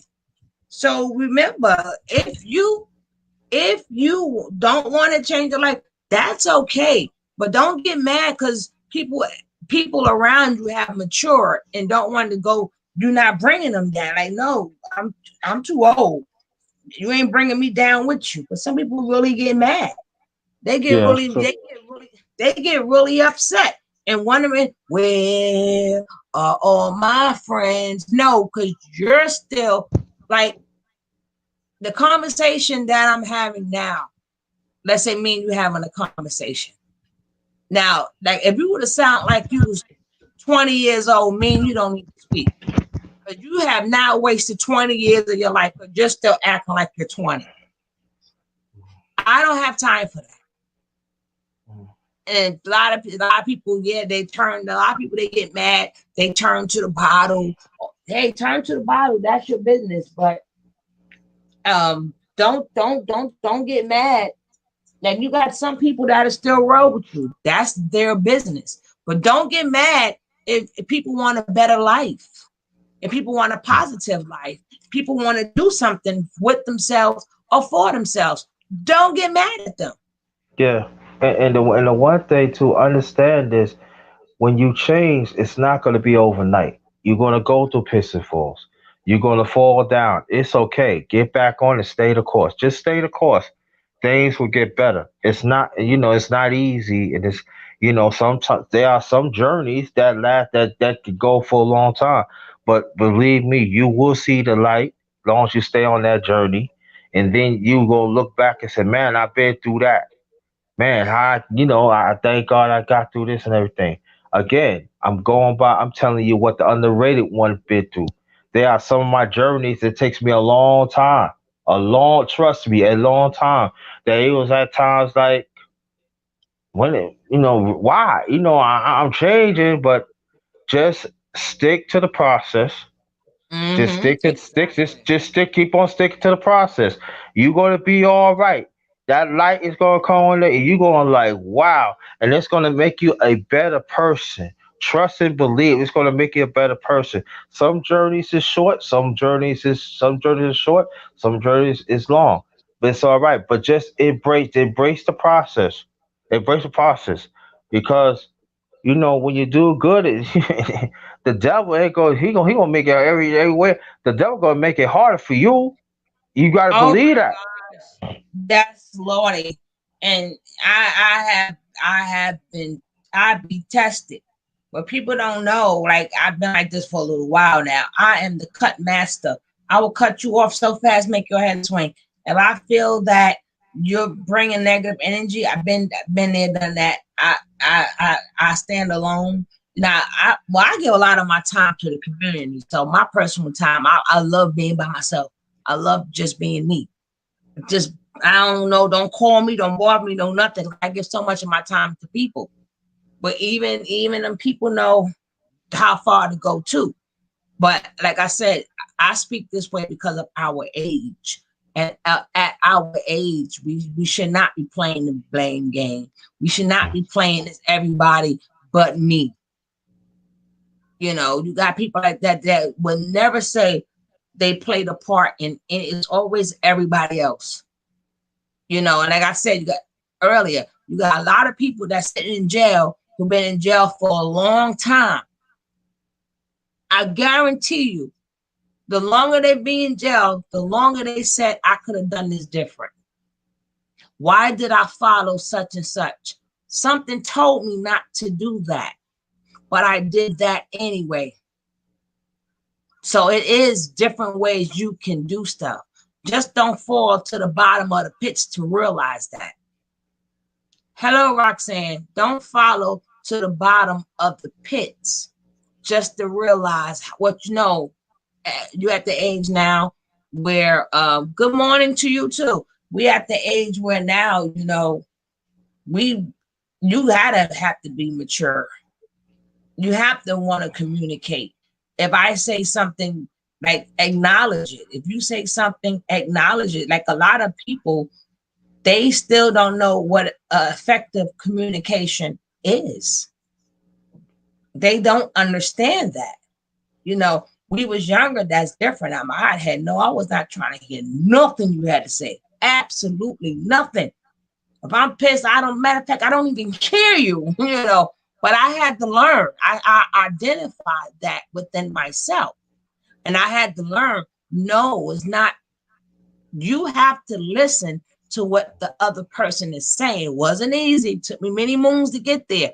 But I had to learn how to acknowledge somebody's feelings, acknowledge what they were saying, because even though we may think we know the other person, could be our sister, our brother, but they could have had different lives with us. We could have been in the same household, but all three got a different story. Like you and your siblings, all of y'all got a different story about mama. None of y'all gonna come up with the same story. Because how, you know, one was the older, so the older one was treated this way, the younger one was treated this way, the middle one was treated that way. So sometimes it's okay to hear people out. Does that mean you agree? No, it does not. But if you acknowledge something, you'll be amazed how respectful and how things can change. A relationship can go for the better, but people doesn't understand effective communication. Hmm. And then they let themselves get, you know, some people, so I guess some people like to stay aggressive because that's all they know. You know, so why would I want to communicate when I want to smash something? Some people, that's all they know. Certain, and you know, we gotta come to that conclusion too. Sometimes if that's all they know, they don't want to know something different. They don't want to know, and especially you talking about the East. I know for a fact. I don't know what you was doing when you was younger, but I know you came a long way if you came from the East. I know it was a lot of things you had to overcome, a lot of Yeah. aggression, a lot of things. If you Yeah, was hanging out in the East, baby, sure, I'm yeah, glad to see you here. Hello. yeah. Like I said, man, there's quite a few things that. See, I'm saying like this. Being born and raised in Brooklyn, even wherever it is, any parts of New York, you know what I'm saying. Sometimes you just play for keeps. Sometimes you gonna be in a certain part that you're not being noticed and stuff. So that means that you cadet, little by little, you raise being a sergeant, full play sergeant, lieutenant of your life, man. So certain things you gotta learn your own. You gotta play for keeps and stuff like that. I think what saved me that I have is that I do believe in God, and also and I learned about our people when I was very very young, and also seeing the Black Panthers how they was go serving our community and made a lasting effect on me, and so that's what's like. And I don't want people to think that, man, you was a lot and everything, but trust me, I've been through a lot. I just don't Nah, let people know. I've been look, through a lot. Trust me, hurt and everything. And I talked about it in the past some, but I've been through a lot.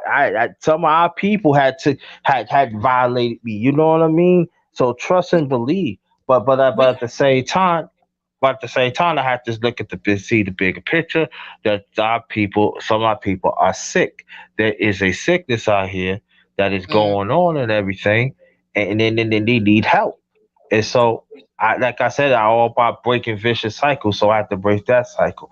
I have to break this cycle, and all blessings to God that I'm still here yeah, we got because that another Brooklyn in the house. We got who. loving peace for you. That's what, and Oh, she okay. said that's what I always say. People sick as a F. We got Brooklyn rule. Brooklyn does it better, baby. We does it better. I just love how it's amazing. We ended up tonight with all Brooklyn heads. Isn't that crazy? That's funny. Hmm. But exactly, we had to overcome a lot. We had to overcome a lot. And see, this new Brooklyn, they'll never know because they done gentrified Brooklyn so much. Sometimes I'm like, where the heck, where am I? What block is this? I mean, nothing is familiar. Nothing is familiar, underrated. Nothing. Yeah, I From the know. east on there, I'm like, oh, what the hell? I know, cause when my mother passed, when my mother passed and my brother passed, I was walking around. I was like, it's like I'm in another world. Like, what the, how you doing? What? How the Exactly. what? Bikes? You got when you buy a bike, you know Citibank. I didn't know Citibank was in charge of that. You got to put something in the meter to ride a bike. I'm Yeah. like, what the fuck? Like, yo, Hello, what the? raining woman, Oh, what's up, uh, Raining? and Oh, then peace. Oh, she said one of her favorites was on this panel. So I guess she means me. Now she's talking about you. And then we no, got she talking about you. she's talking about you. You on the panel. Then she got loving peace for you. Said they forced my friend to move out, paid him 40,000 for 3 years. Ooh, mm, I'm telling you. That's chump change. Mm. It's over when a Starbucks is on the block instead of a mom and pop cafe, and when white women Oh. lease in Bed-Stuy. Honey, who you Yeah, telling? I was on board. Let me tell you, I took the train, right? I went to my friend's house. This was like I said, this doing my mom's in the hospital. And one of my peeps, he live Crown Heights. So I took the 2 train, got off at Sterling Street, and I walk around. Sterling Street is like around, Mm, as you know, it's usually like West, like West Indian Africans and stuff. I yeah. see Pakistanians, I see Russians, I see all that, and I was like, I'm looking No, around like, I'm like, you have to be kidding. Hey, how you doing? You want to come to my store? What? no. The funniest thing is I got on the Crazy. train at Nostrand Avenue, right? So I had to keep checking to say, is this Nostrand Avenue? Because it's the A train. Yeah. So now from maybe Clinton and Washington, because you have that area. But from like Franklin on down is like majority of black people. Honey, I was on Nostrand that we used to call NA, baby. You know, we used to go FANA. So I'm on NA. I'm like, is this Nostrand? It's I'm short up on Nostrand. Yeah. I ain't see not one black person. I was scared. I was ready to hide my pocketbook. I'm sorry. I'm like, well, hold up. Yeah. Is this? Am I on the 8th? Is this Nostrand Avenue? I'm like, get the funk out of here. Oh Yeah, my but God. Downtown. yeah, what about downtown? What about go the other way? Going towards Broadway. Honey, with the new malls and stuff that they put there, I was like, is this the east? North side of Eastern Park? Oh, yes, it is. Yes, Yeah. it is. Honey, I would tell you, I was like, what the fuck? I'm like, this can't be Nostrand Avenue. Then they got on at Franklin. I said, I give up. I give up. I give up. Franklin's white. Franklin, yo, I'm telling you, Franklin is white. I said, I give up. I'm not saying that white people can't be there, but what I'm saying is that it was a culture shock to me, because I'm like, and towards the mall they built the Atlantic Terminal. Yeah, I know. And you 1/3. And let me tell you, 1/3 of my life. I'm gonna give people some game. 1/3 of my life, I was born. I was raised in Atlantic Terminals. I'm talking about there's two different types. I'm talking about the project. I'm talking New York City Housing Authority, that tall building. That's when I was raised. So everything was going around there. I already knew it. Honey, baby, I was like, hold up. I was clutching my fake pearls and everything. I'm like, where the hell am I? I said, you know what? Y'all took the Brooklyn out of Brooklyn. Brooklyn is not supposed to look like Lower Manhattan. Y'all did us dirty. Y'all did. I mean, you would have to be old school Brooklyn, because the new school Brooklyn would never ever know what Brooklyn felt like. And Man, I can't.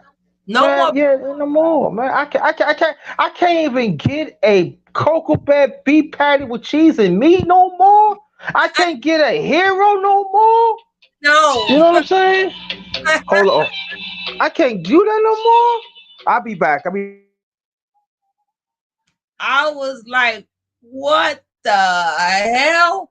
I was like, where am I? I had to look for the tall building with the clock on it when I was downtown. Okay, this is downtown.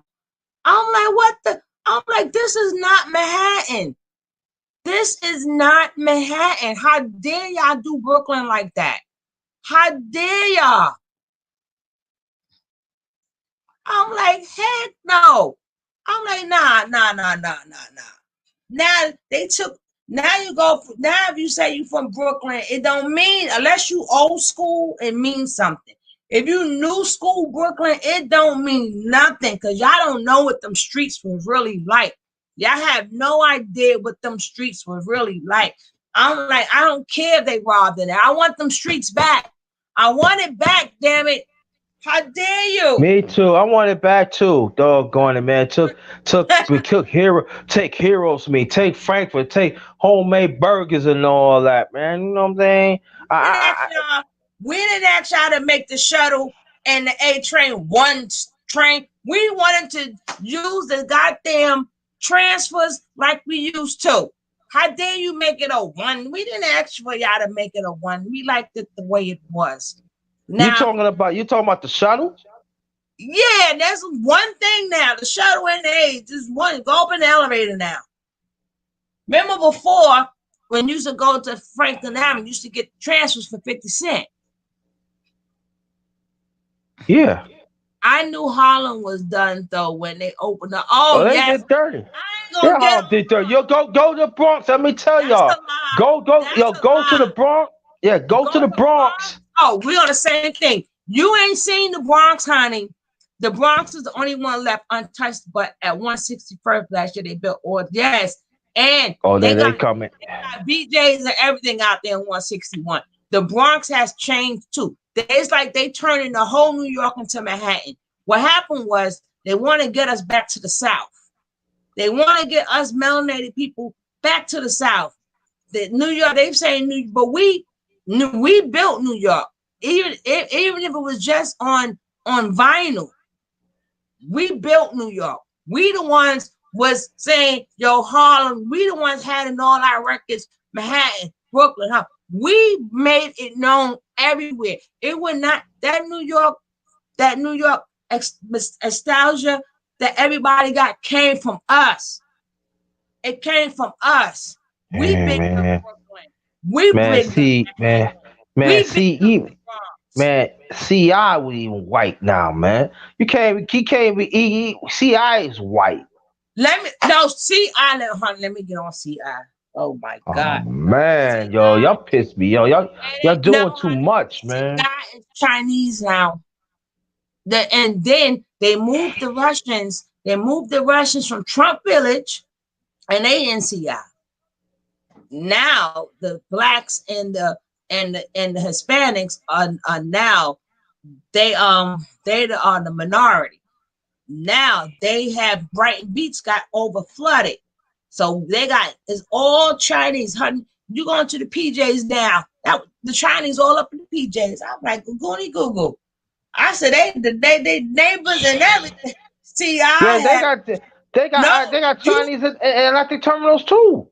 no, but you gotta see all the high rises that they built in CI. CI looks nothing like the same. Man, I don't want to see it, shit, man. I seen enough, man. I'm pissed off, man. How y'all could take some stands out in CI, man? How you do that, man? But I'm saying, what I don't get with CI, y'all on fucking water. How many buildings do y'all need that like even when they had Hurricane Sandy, I'm like it was a catastrophe. I'm like, and then now they got glass high rises, these high rises. I'm like, first of all, Coney Island is nothing but I'm talking about the real Coney Island. I'm talking about once not the park area. It's nothing but a circle. It's nothing but a circle. And but so many people can fit in that circle. Coney Island only consists of Neptune, Mermaid, and Surf. 3 blocks. And all of them go like from West Second to West 34th, West 36th Street. Right, but it's still a circle, one way in, The one circle, way right? out. That's all it is, y'all. It's one way in and one way out. If you see all the buildings that they put there, you're like, well, damn it, they ain't gonna sink. Yo, it's like Coney Island gonna sink. I'm like, I don't think they don't understand. We're on water. And that's why I tell them people out there in Coney Island, I be like, y'all better pay your rent. That's the best advice I can give you is to pay your rent. Cause they want you out. They messed up. Remember, Coney Island was all amusement until they burnt. Half of it got burnt. Then they put the projects and stuff there. So I'm like, honey, they want you out because that area, the way the area is, people is going to pay money for it. Where else you going to go? You got a big old park right there, everything you want in the park. And if you don't feel like sitting in Kaiser Park, you go walk 2 blocks down or 1 block down. You on the beach. People pay a lot of money to sit on that beach, and they live right there. And now they're gonna start calling it beachfront homes. But we, the people in the project, didn't appreciate it. But do you notice how many videos that was done in Coney Island? Mm-hmm. How many a lot. How many movies was done in Coney Island? I'm like, we put it on the map. I think one of the first movies I observed. I mean, it was a song called Coney Island. That was a long time ago. And besides that, I don't know what happened in that generation. But what was the movie Warriors Come Out and Play? Eh? That was supposed to be based in Coney Island. The Warriors, right? What was the name of the movie? I don't remember that. And he go, and that's where everybody get that saying from. Warriors come out and play. But I think they was called The Warrior. I think that was one of the first movies that was like based in Coney Island. And then a lot of music videos was done in Coney Island. You see that whale everywhere. You see that Wonder Wheel everywhere. That is the staple. That's how the you. landmark. That part of the landmark. But honey, then they trying to get restaurants and hotels out there in Coney Island. Oh man. Yeah. My brother was telling me about that. Man, he's like, yo, It's even not. even in Sheepshead Bay, it changed. I haven't been down this past Sheepshead Bay. I but remember you got two sections of Sheepshead Bay anyway. You got the black Yeah. version, you got the white version, but I haven't been down Sheepshead Bay. And So the black part ain't gonna be there no more in 3 years. mm, Tops. mm, Mm-hmm. Honey, So when you take that Q train or through outside and you get off at Sheepshead Bay on Kings Highway and stuff like that, you may used to be some blacks on that side, and you go like that way. I'm talking about go towards Coney Island, McDonald Avenue, and all like that. Ain't gonna be hiding no blacks no more on that side, Jack. Nope, no, it ain't. So they trying to get us to go back to the South. So where do they expect? They want us to go back to the South where they laws and stuff is more stricter. Because we notice a lot of us are going south or they going west. But remember back in the days, if you left New York, you went to Virginia. So everybody was in Virginia. Then after Virginia, people started going after Virginia, then everybody started going to either North Carolina or South Carolina. Unless you still Georgia. Work. And no, Georgia, I didn't get to Georgia yet. Now, unless you worked in New York City, people was going into Pennsylvania. And then after the two Carolinas was filled up, they started going to Atlanta. And now after Atlanta, they're all going for some reason. Don't ask me why, but they all going to Texas. There's a lot. I went to Texas. My sister out there now. That's all I see is Brooklynites, New York heads out in Texas. So Texas is like, Texas is the new spot now, honey.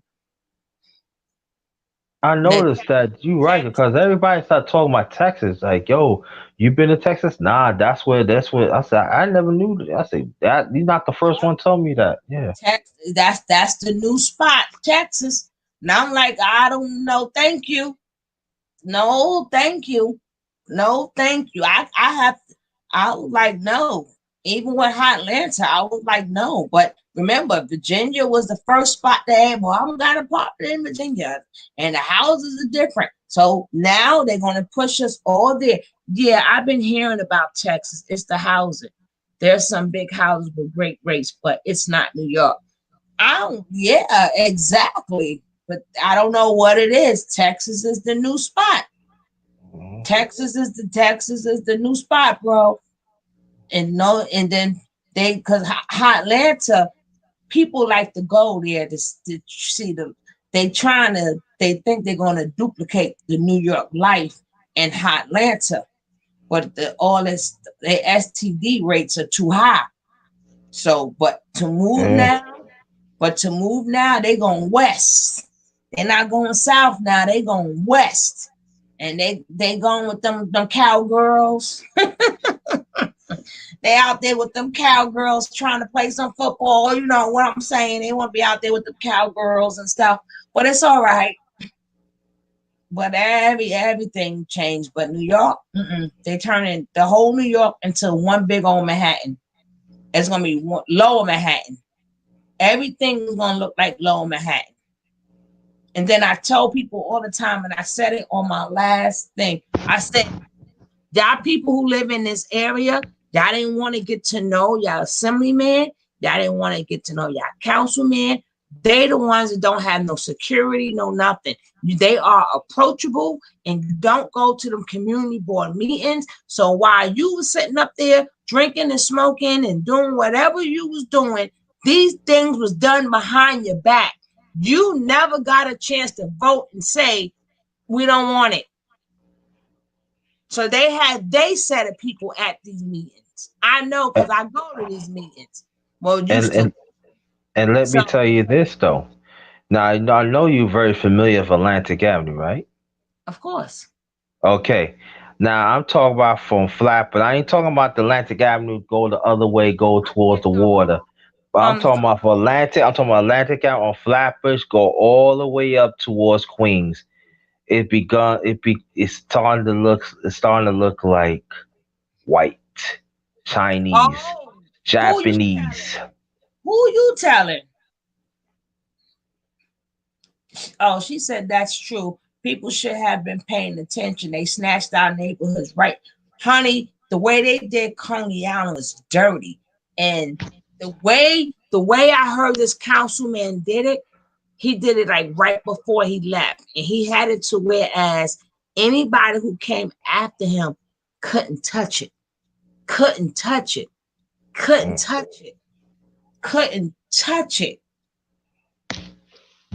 couldn't touch it. So I guess we all be saying in a few years, we live in beautiful neighborhoods. Oh, my neighborhood is so good. But the thing is, once if you don't pay your rent, because you know what, housing is different now. Housing is people paying $2,000 to live in one little ass apartment. Housing has changed. mm-hmm. Housing don't have a ceiling no more. Don't think because people live in the projects, do not think they pay a little bit of money. Some do, but once they kick you out, they bringing in people with jobs in housing now Yeah, it because ain't job. they can get full rate. And see it. I want people to understand this too. People make it seem that in New York it wasn't no black businesses, black stores. It was a we had quite a few. We had quite a few. They was even getting forced out. Oh, please. We had even our little record stores and our mom and The dad poppers, yeah, pop candy. And, even the whole we the one built we built downtown Brooklyn because remember we had the Albert Square Mall, then we had the other mall where we got all our earrings from and our all our jewelry, and they had all of yeah. the stores all up in there gone. Yeah, right. And you remember EJ Corvette and Woolworths? You remember you used to go downstairs. They used to have the restaurant with they had the banging food though. Oh, Yeah, but remember we went through there through the train station. Remember we didn't have to leave the yeah, train station back in the days. right. You can just go walk straight through. Yeah, straight through the door. Yep. You go get up at Hoyt and Skim Hoyt, and you go Yep. next thing you know you walk right out right through Woolworth, and Hmm. they shut that down. People would never know that hallway goes long. They try putting stores there, but at that point, too many people was getting robbed and stuff. So I know Yeah. now that they gentrified it, they wish they left that spot open. A lot of the majority of movies are made there because Hoyt and Skimmerhoyt has that extra track that's made for movies. People don't know that. That extra track that you see, that's made. So majority of movies when they in the train, they're Hoyt and Skimmerhoyt. And they just changed the thing. She said, I go to meetings too. You don't see the young people. You don't even see old people. You don't even barely see people at these meetings because they cannot bring this stuff in your community without it being voted on. But you got people who know. I hate people who know everything and sit around and talk about, yeah, I'm so glad you are intelligent. Whoopie doo. Now what you gonna do? They update the kitchen and add new fridge and almost double the rent. Right. Oh, please, they can keep that. They can keep that. Let me tell you, it was a senator. I think it was one of the senators. He was like part of the part of the board. And then why this is when I was a teenager. And he said, "You see them? They drawing lines, yellow lines, orange lines, green lines, and stuff." They in 30 years, they forcing us out. Y'all better get your money together. You better develop meetings and fight for it because it's in the making. And he said, I want you to see those hats. See, it's not happening right now, but it's gradually it's happening. I'm talking about this is 80, this is 83. And they was drawing lines even before then, like he says, like maybe 6 or 7 years before that. And see, Okay? like I tell our youth who don't want to listen, it's gonna be a lot of more y'all in jail because if they when they gentrify, it's gonna be more police. It's gonna Like be yeah, it's gonna yeah. be more police. Like y'all go hang out, front of your front of the house or front of the stores, get your drink on. You want to No, walk you're in the not. park, No, chill in the you're park. not. It's dead. It's dead. No, you Telling will y'all. not be. Not no more. Because the more they come in there, put in there, especially these rushes and stuff, honey, they remember what they want, they get. If they go to these meetings and they request they want more police out here, y'all gonna be doing half of that stuff. Let me tell you, I went to It's Kelly. I gonna be went to more. Kelly. I told my young ones that there's gonna be a lot of more y'all sitting in jail. That's a good point. More police to yes, exactly. I went to Kelly Park. People say, where Kelly Park? That's Fulton Street, right off Eastern Parkway. I talked to the youngsters because I used to go to school with their uncles and older brothers and Come all out that. Lincoln Park. Right, exactly. So I went there, passing through. They say, yeah, man. I said, what happened? I said, yeah, they told me we gotta leave the park. This is like 7 o'clock at night. And I walk in like this. I said, I told y'all. And this is 7 o'clock. I was like, and people like looking around. I said, nah, this is this. And then in the park, and then you know what I'm saying. The park was empty. It wasn't no people in there. It was these guys, three brothers. They hanging out, jobbing around, bouncing the ball. Cop said, you gotta leave the park. I said, oh, I gotta leave the park today. You gotta leave the park. I said, wow. And What then she said? that's when I, She said they'll start tickling us for having been on the stoop. Let me explain something to you. You can't even smoke on the stoop. New York City Housing Authority, you can't even you get a ticket for smoking on NYCHA property. You get a ticket for that. You get a ticket for just smoking on the property. They are not playing. They are not playing. If these big bucks people is coming, remember, they turning New York into one full-fledged blown lower Manhattan.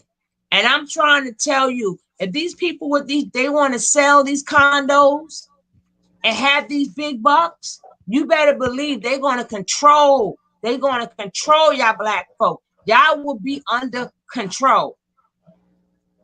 They already did it to my friend because we had a white guy hang with us. If we were all black, they would have drove by. They used to drive by if it was just weed. Honey, NYCHA has changed. You can't even smoke up in them projects no more. Honey, no, you can't. better do it in the house. You right. It's because they want us to behave, sell the building. No, half of housing is about soul. Half of housing is about soul, sister. It is about soul. The ones that's owned by federal is not the ones that's owned by the state is sold off. Federal, they wasn't supposed to sell off the federal ones. Like people don't know in housing, they don't know if they're in a federal one or a state one. People think NYCHA is one. No, they get different. Like people from federal, they get the federal money. People from state, no. So they gonna start now. Remember the parking lots that they had in housing? That's private now, honey. And how you gonna privatize somebody's parking lot in housing? Well, it's privatized now. It's privatized now. I tell you. She said, "Oh, this makes me want to cry. All that history Biggie is rolling. Biggie, please, the people before Biggie, people before Right. Biggie, Yep. people before Biggie. Biggie wasn't staying in Brooklyn, no way.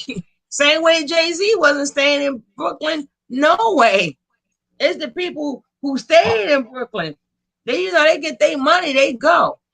Even They Busta Rhymes. They trying to erase the history by people made in Brooklyn, all the artists that came up from there. Exactly. We can, and I tell people, I say, whether people agree with me or not, and me and Harlem Nights always have a problem. Because they think, okay, but it started in the Bronx and then Harlem. Let me explain to you. Harlem, no artists have done good until they went and got a Brooklyn night. Yeah, Puffy is from Harlem. He wasn't nothing till he got a Brooklyn night. Brooklyn night is what put people on the map. The same way Dame Dash. He had all them Harlem brothers. He knew Mace. He knew all of them. But he didn't get on the map till he got that Brooklyn brother, Jay-Z. Even people hate. I get a big argument with this all the time too. Yes, Nas is a Brooklynite. Yes, he was raised in Queensbridge, but he's not a true Queens. He is born right there in that hospital off Atlanta, St. John's Hospital. And then his parents moved to Queens. And I always said, Nas got some Brooklyn water in his veins. People like, no, he Queens. I'm like, I don't care. Certain things he do remind me of Brooklyn. Come to find out, Nas was born in Brooklyn. I mean, why do people get mad? I'm like, I'm sorry, I can't claim him. He's Brooklyn head. I don't care what he's saying either. I don't care what it always takes. It always takes Brooklyn brother, the same way with the hip hop. It took them Brooklyn brothers Houdini. Hey, that's how you think Jermaine Dupri got on. He had to roll with them Brooklyn brothers. Okay. Even my man Daddy O and Stetsasonic. Because when Puffy and all of them was doing all those videos, that was at Daddy O's house. I was there when they were doing them. I used to hang right up there. When Mary J did them videos and they all in front of a house, that's Daddy O's house. Another Brooklyn brother had to make it happen. Ain't none of y'all make nothing happen. Brooklyn did it. And to prove my point, how many songs I got Brooklyn in it? Yeah, y'all may got that Harlem hustle, but it didn't put y'all on the map. It took a Brooklyn brother, even to the 36 Chambers of Shaolin. Yeah, I understand y'all Queens, y'all Staten Island brothers had it, but it took them Brooklyn boys to put Staten Island on the map. The RZA, the ZZA, and the ODB. It took the Brooklyn brothers to put you on the map.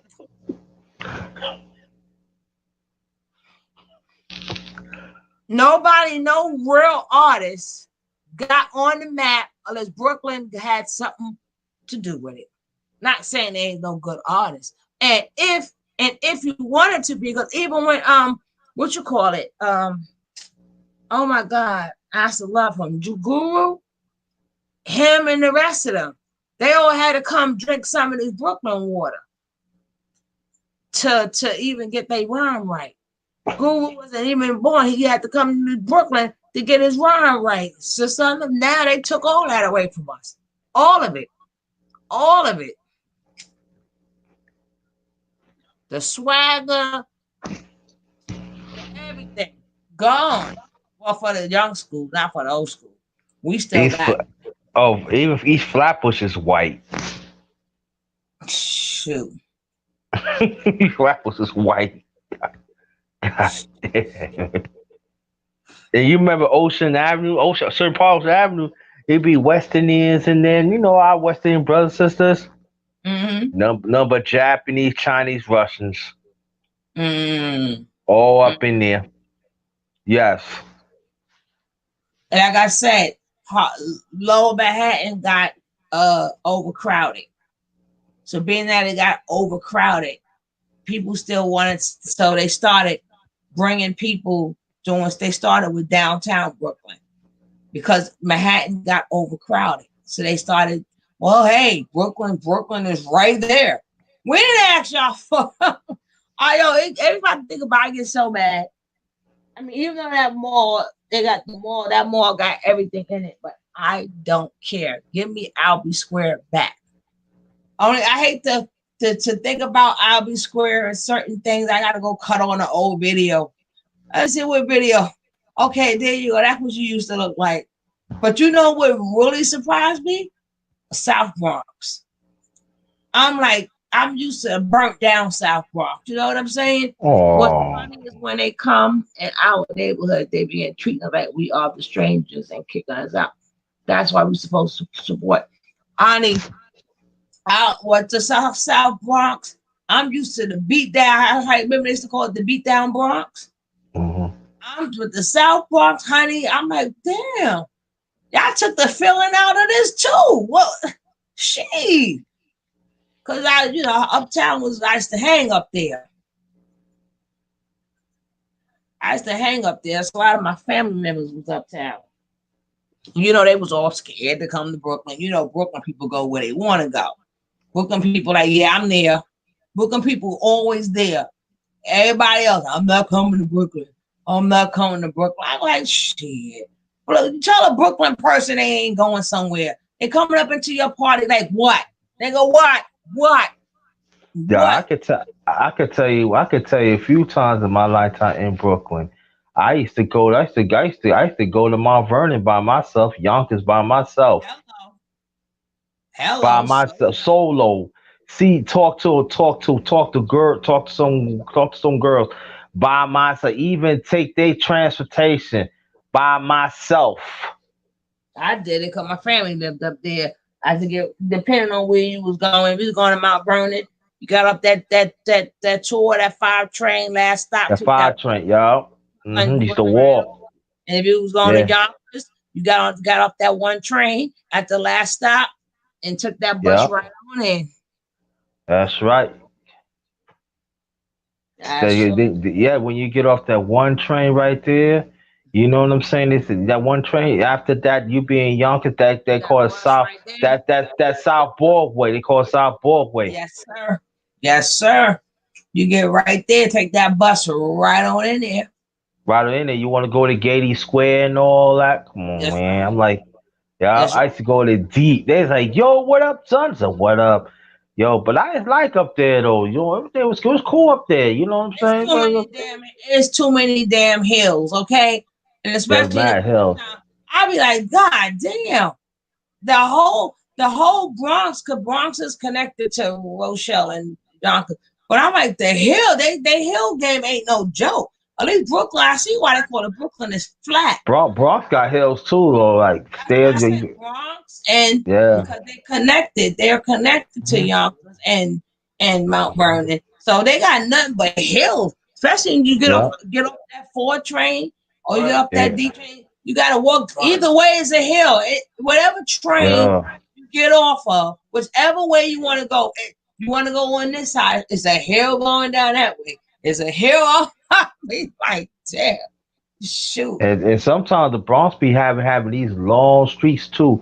Like some you can have some connect to the two, some connect to the four. Then sometimes you can take that street, go on the other side, connect to the D or that 6 train and all that. Long streets, man. I'm like, dang. Yes. Mm-hmm. Especially on the Concord.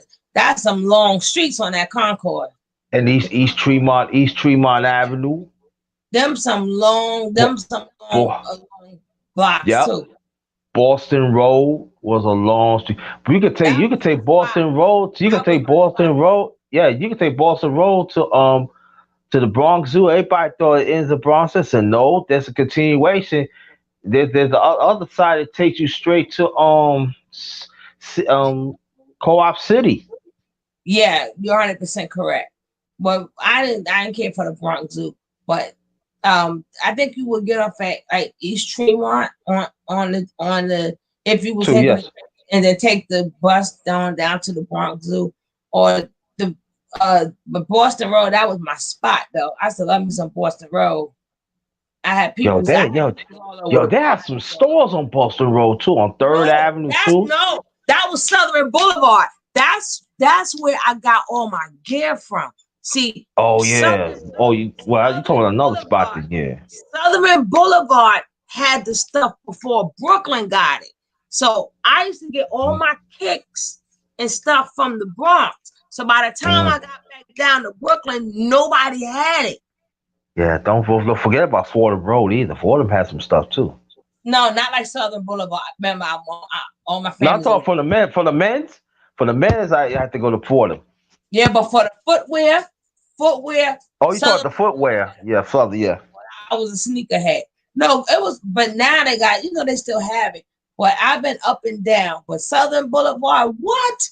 Got all my kicks there. All my kicks there. Nobody in Brooklyn had it. They had some kicks, boy. Oh my goodness. And they had the good whoever was selling the tapes. I Nostrand Avenue started doing it later on, but Southern Boulevard did it first. And they used to sell the mixed cassettes. Oh my, if I can get a hold of some of them cassettes now. I don't No, know. don't. It's like you didn't value, we didn't value stuff like that. But Yeah, now don't. the music Yeah, is on. yeah. Don't forget And it's about the not Lancy because Street. the Lancey Street. The Lancey Right. Street, the Lancey Street. The story can't be beat. He from Fort Greene. Mhm. And then again, I'm gonna go into the sports world. Until Brooklyn touched that basketball court. Now, well, one of the greatest people who touched that basketball court is from Brooklyn. Who am I talking about? MJ, Michael Hello. Jordan.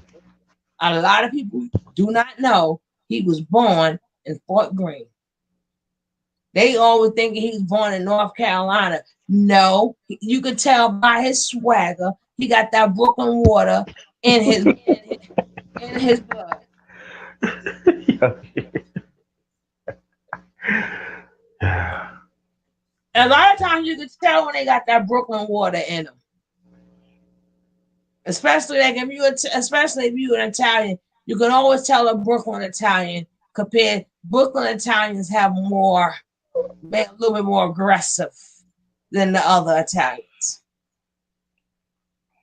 But you could tell the Brooklyn one though, and a lot of them didn't get along either because Brooklyn. I don't care what culture you in, we all had a pride and joy for Brooklyn, and hopefully this new group, this new age people that's coming in, you better have that same pride when talking No. about Brooklyn. You better have that same pride. I thought I was gonna be on for an hour. Oh wow. I don't enjoy talking to you so much. Yeah, don't worry about it. I'm ready to be out anyway, but I appreciate this and everything. And like again, tomorrow on my channel, I'm gonna have Old School Talk Part 2. That's 7 o'clock tomorrow. I will post that. I'm gonna post that tomorrow morning. I don't know what time it is, so I want you to look out, go to my community tab and check that out and everything. Cause I will do that tomorrow night at 7. I might do a not documentary. I mean, I might do a commentary maybe in the morning too, but it depends how I feel. But watch out for the Old School Talk tomorrow, Part 2 on my channel. And you're definitely welcome on the panel. Yeah, and then I don't know. That's Thursday. Friday, I might. Oh, thank you so much, Love Peaceful. I might do a growing day, or I might do a topic day. I don't know yet, but I wanted to Okay. speak upon, and I may speak upon it. And did you see the show with Ivanka? with Lisa Ray and her mother and Nah, her daughter. I didn't see that. Well, it's on YouTube. Check it out. Now I want to break down the dysfunction, and I want to break down where Lisa Ray sort of kind of went wrong. But her mother is still another one, still bitter. The man is already dead already, but she's still talking about it like it happened yesterday. But check it out so we can have something to talk. You can understand what I'm talking about. It's like when you catch it on YouTube, there's no commercials or nothing. But she was on Ivana Avancet. I don't butchered her whole name, but yeah, yeah, I know what I'm talking about. I know what you're talking about. Yeah. Okay. But but you I check it out. need to check it out and see the dysfunction and stuff like that. But it was good. It was good. But thank you, love and peace for you. Please welcome yourself back. You are always welcome. I'm getting All right. ready Peace to to you. end it. I hate to end live but only reason why I'm really getting off because I want to use up all my free time on StreamYard because I'm not paying for it. Oh, really? Oh, okay. They only give you 20 hours a month for free, and I done use up half of that. But I'm saying, but you know, if you pay like 20, I think $25, you can have through three platforms. That's I just ain't something to think about. I Or ain't you don't want want to pay. I ain't want to pay now, but it's something to think about. Something to think about. Okay, guys, you all have a Oh, blessed night. Thank you all for being right. here. Salute to you, my brother. I will see you tomorrow on your chat at 7 o'clock. All right. Thank you. Peace to everybody. All right. Peace out. Peace.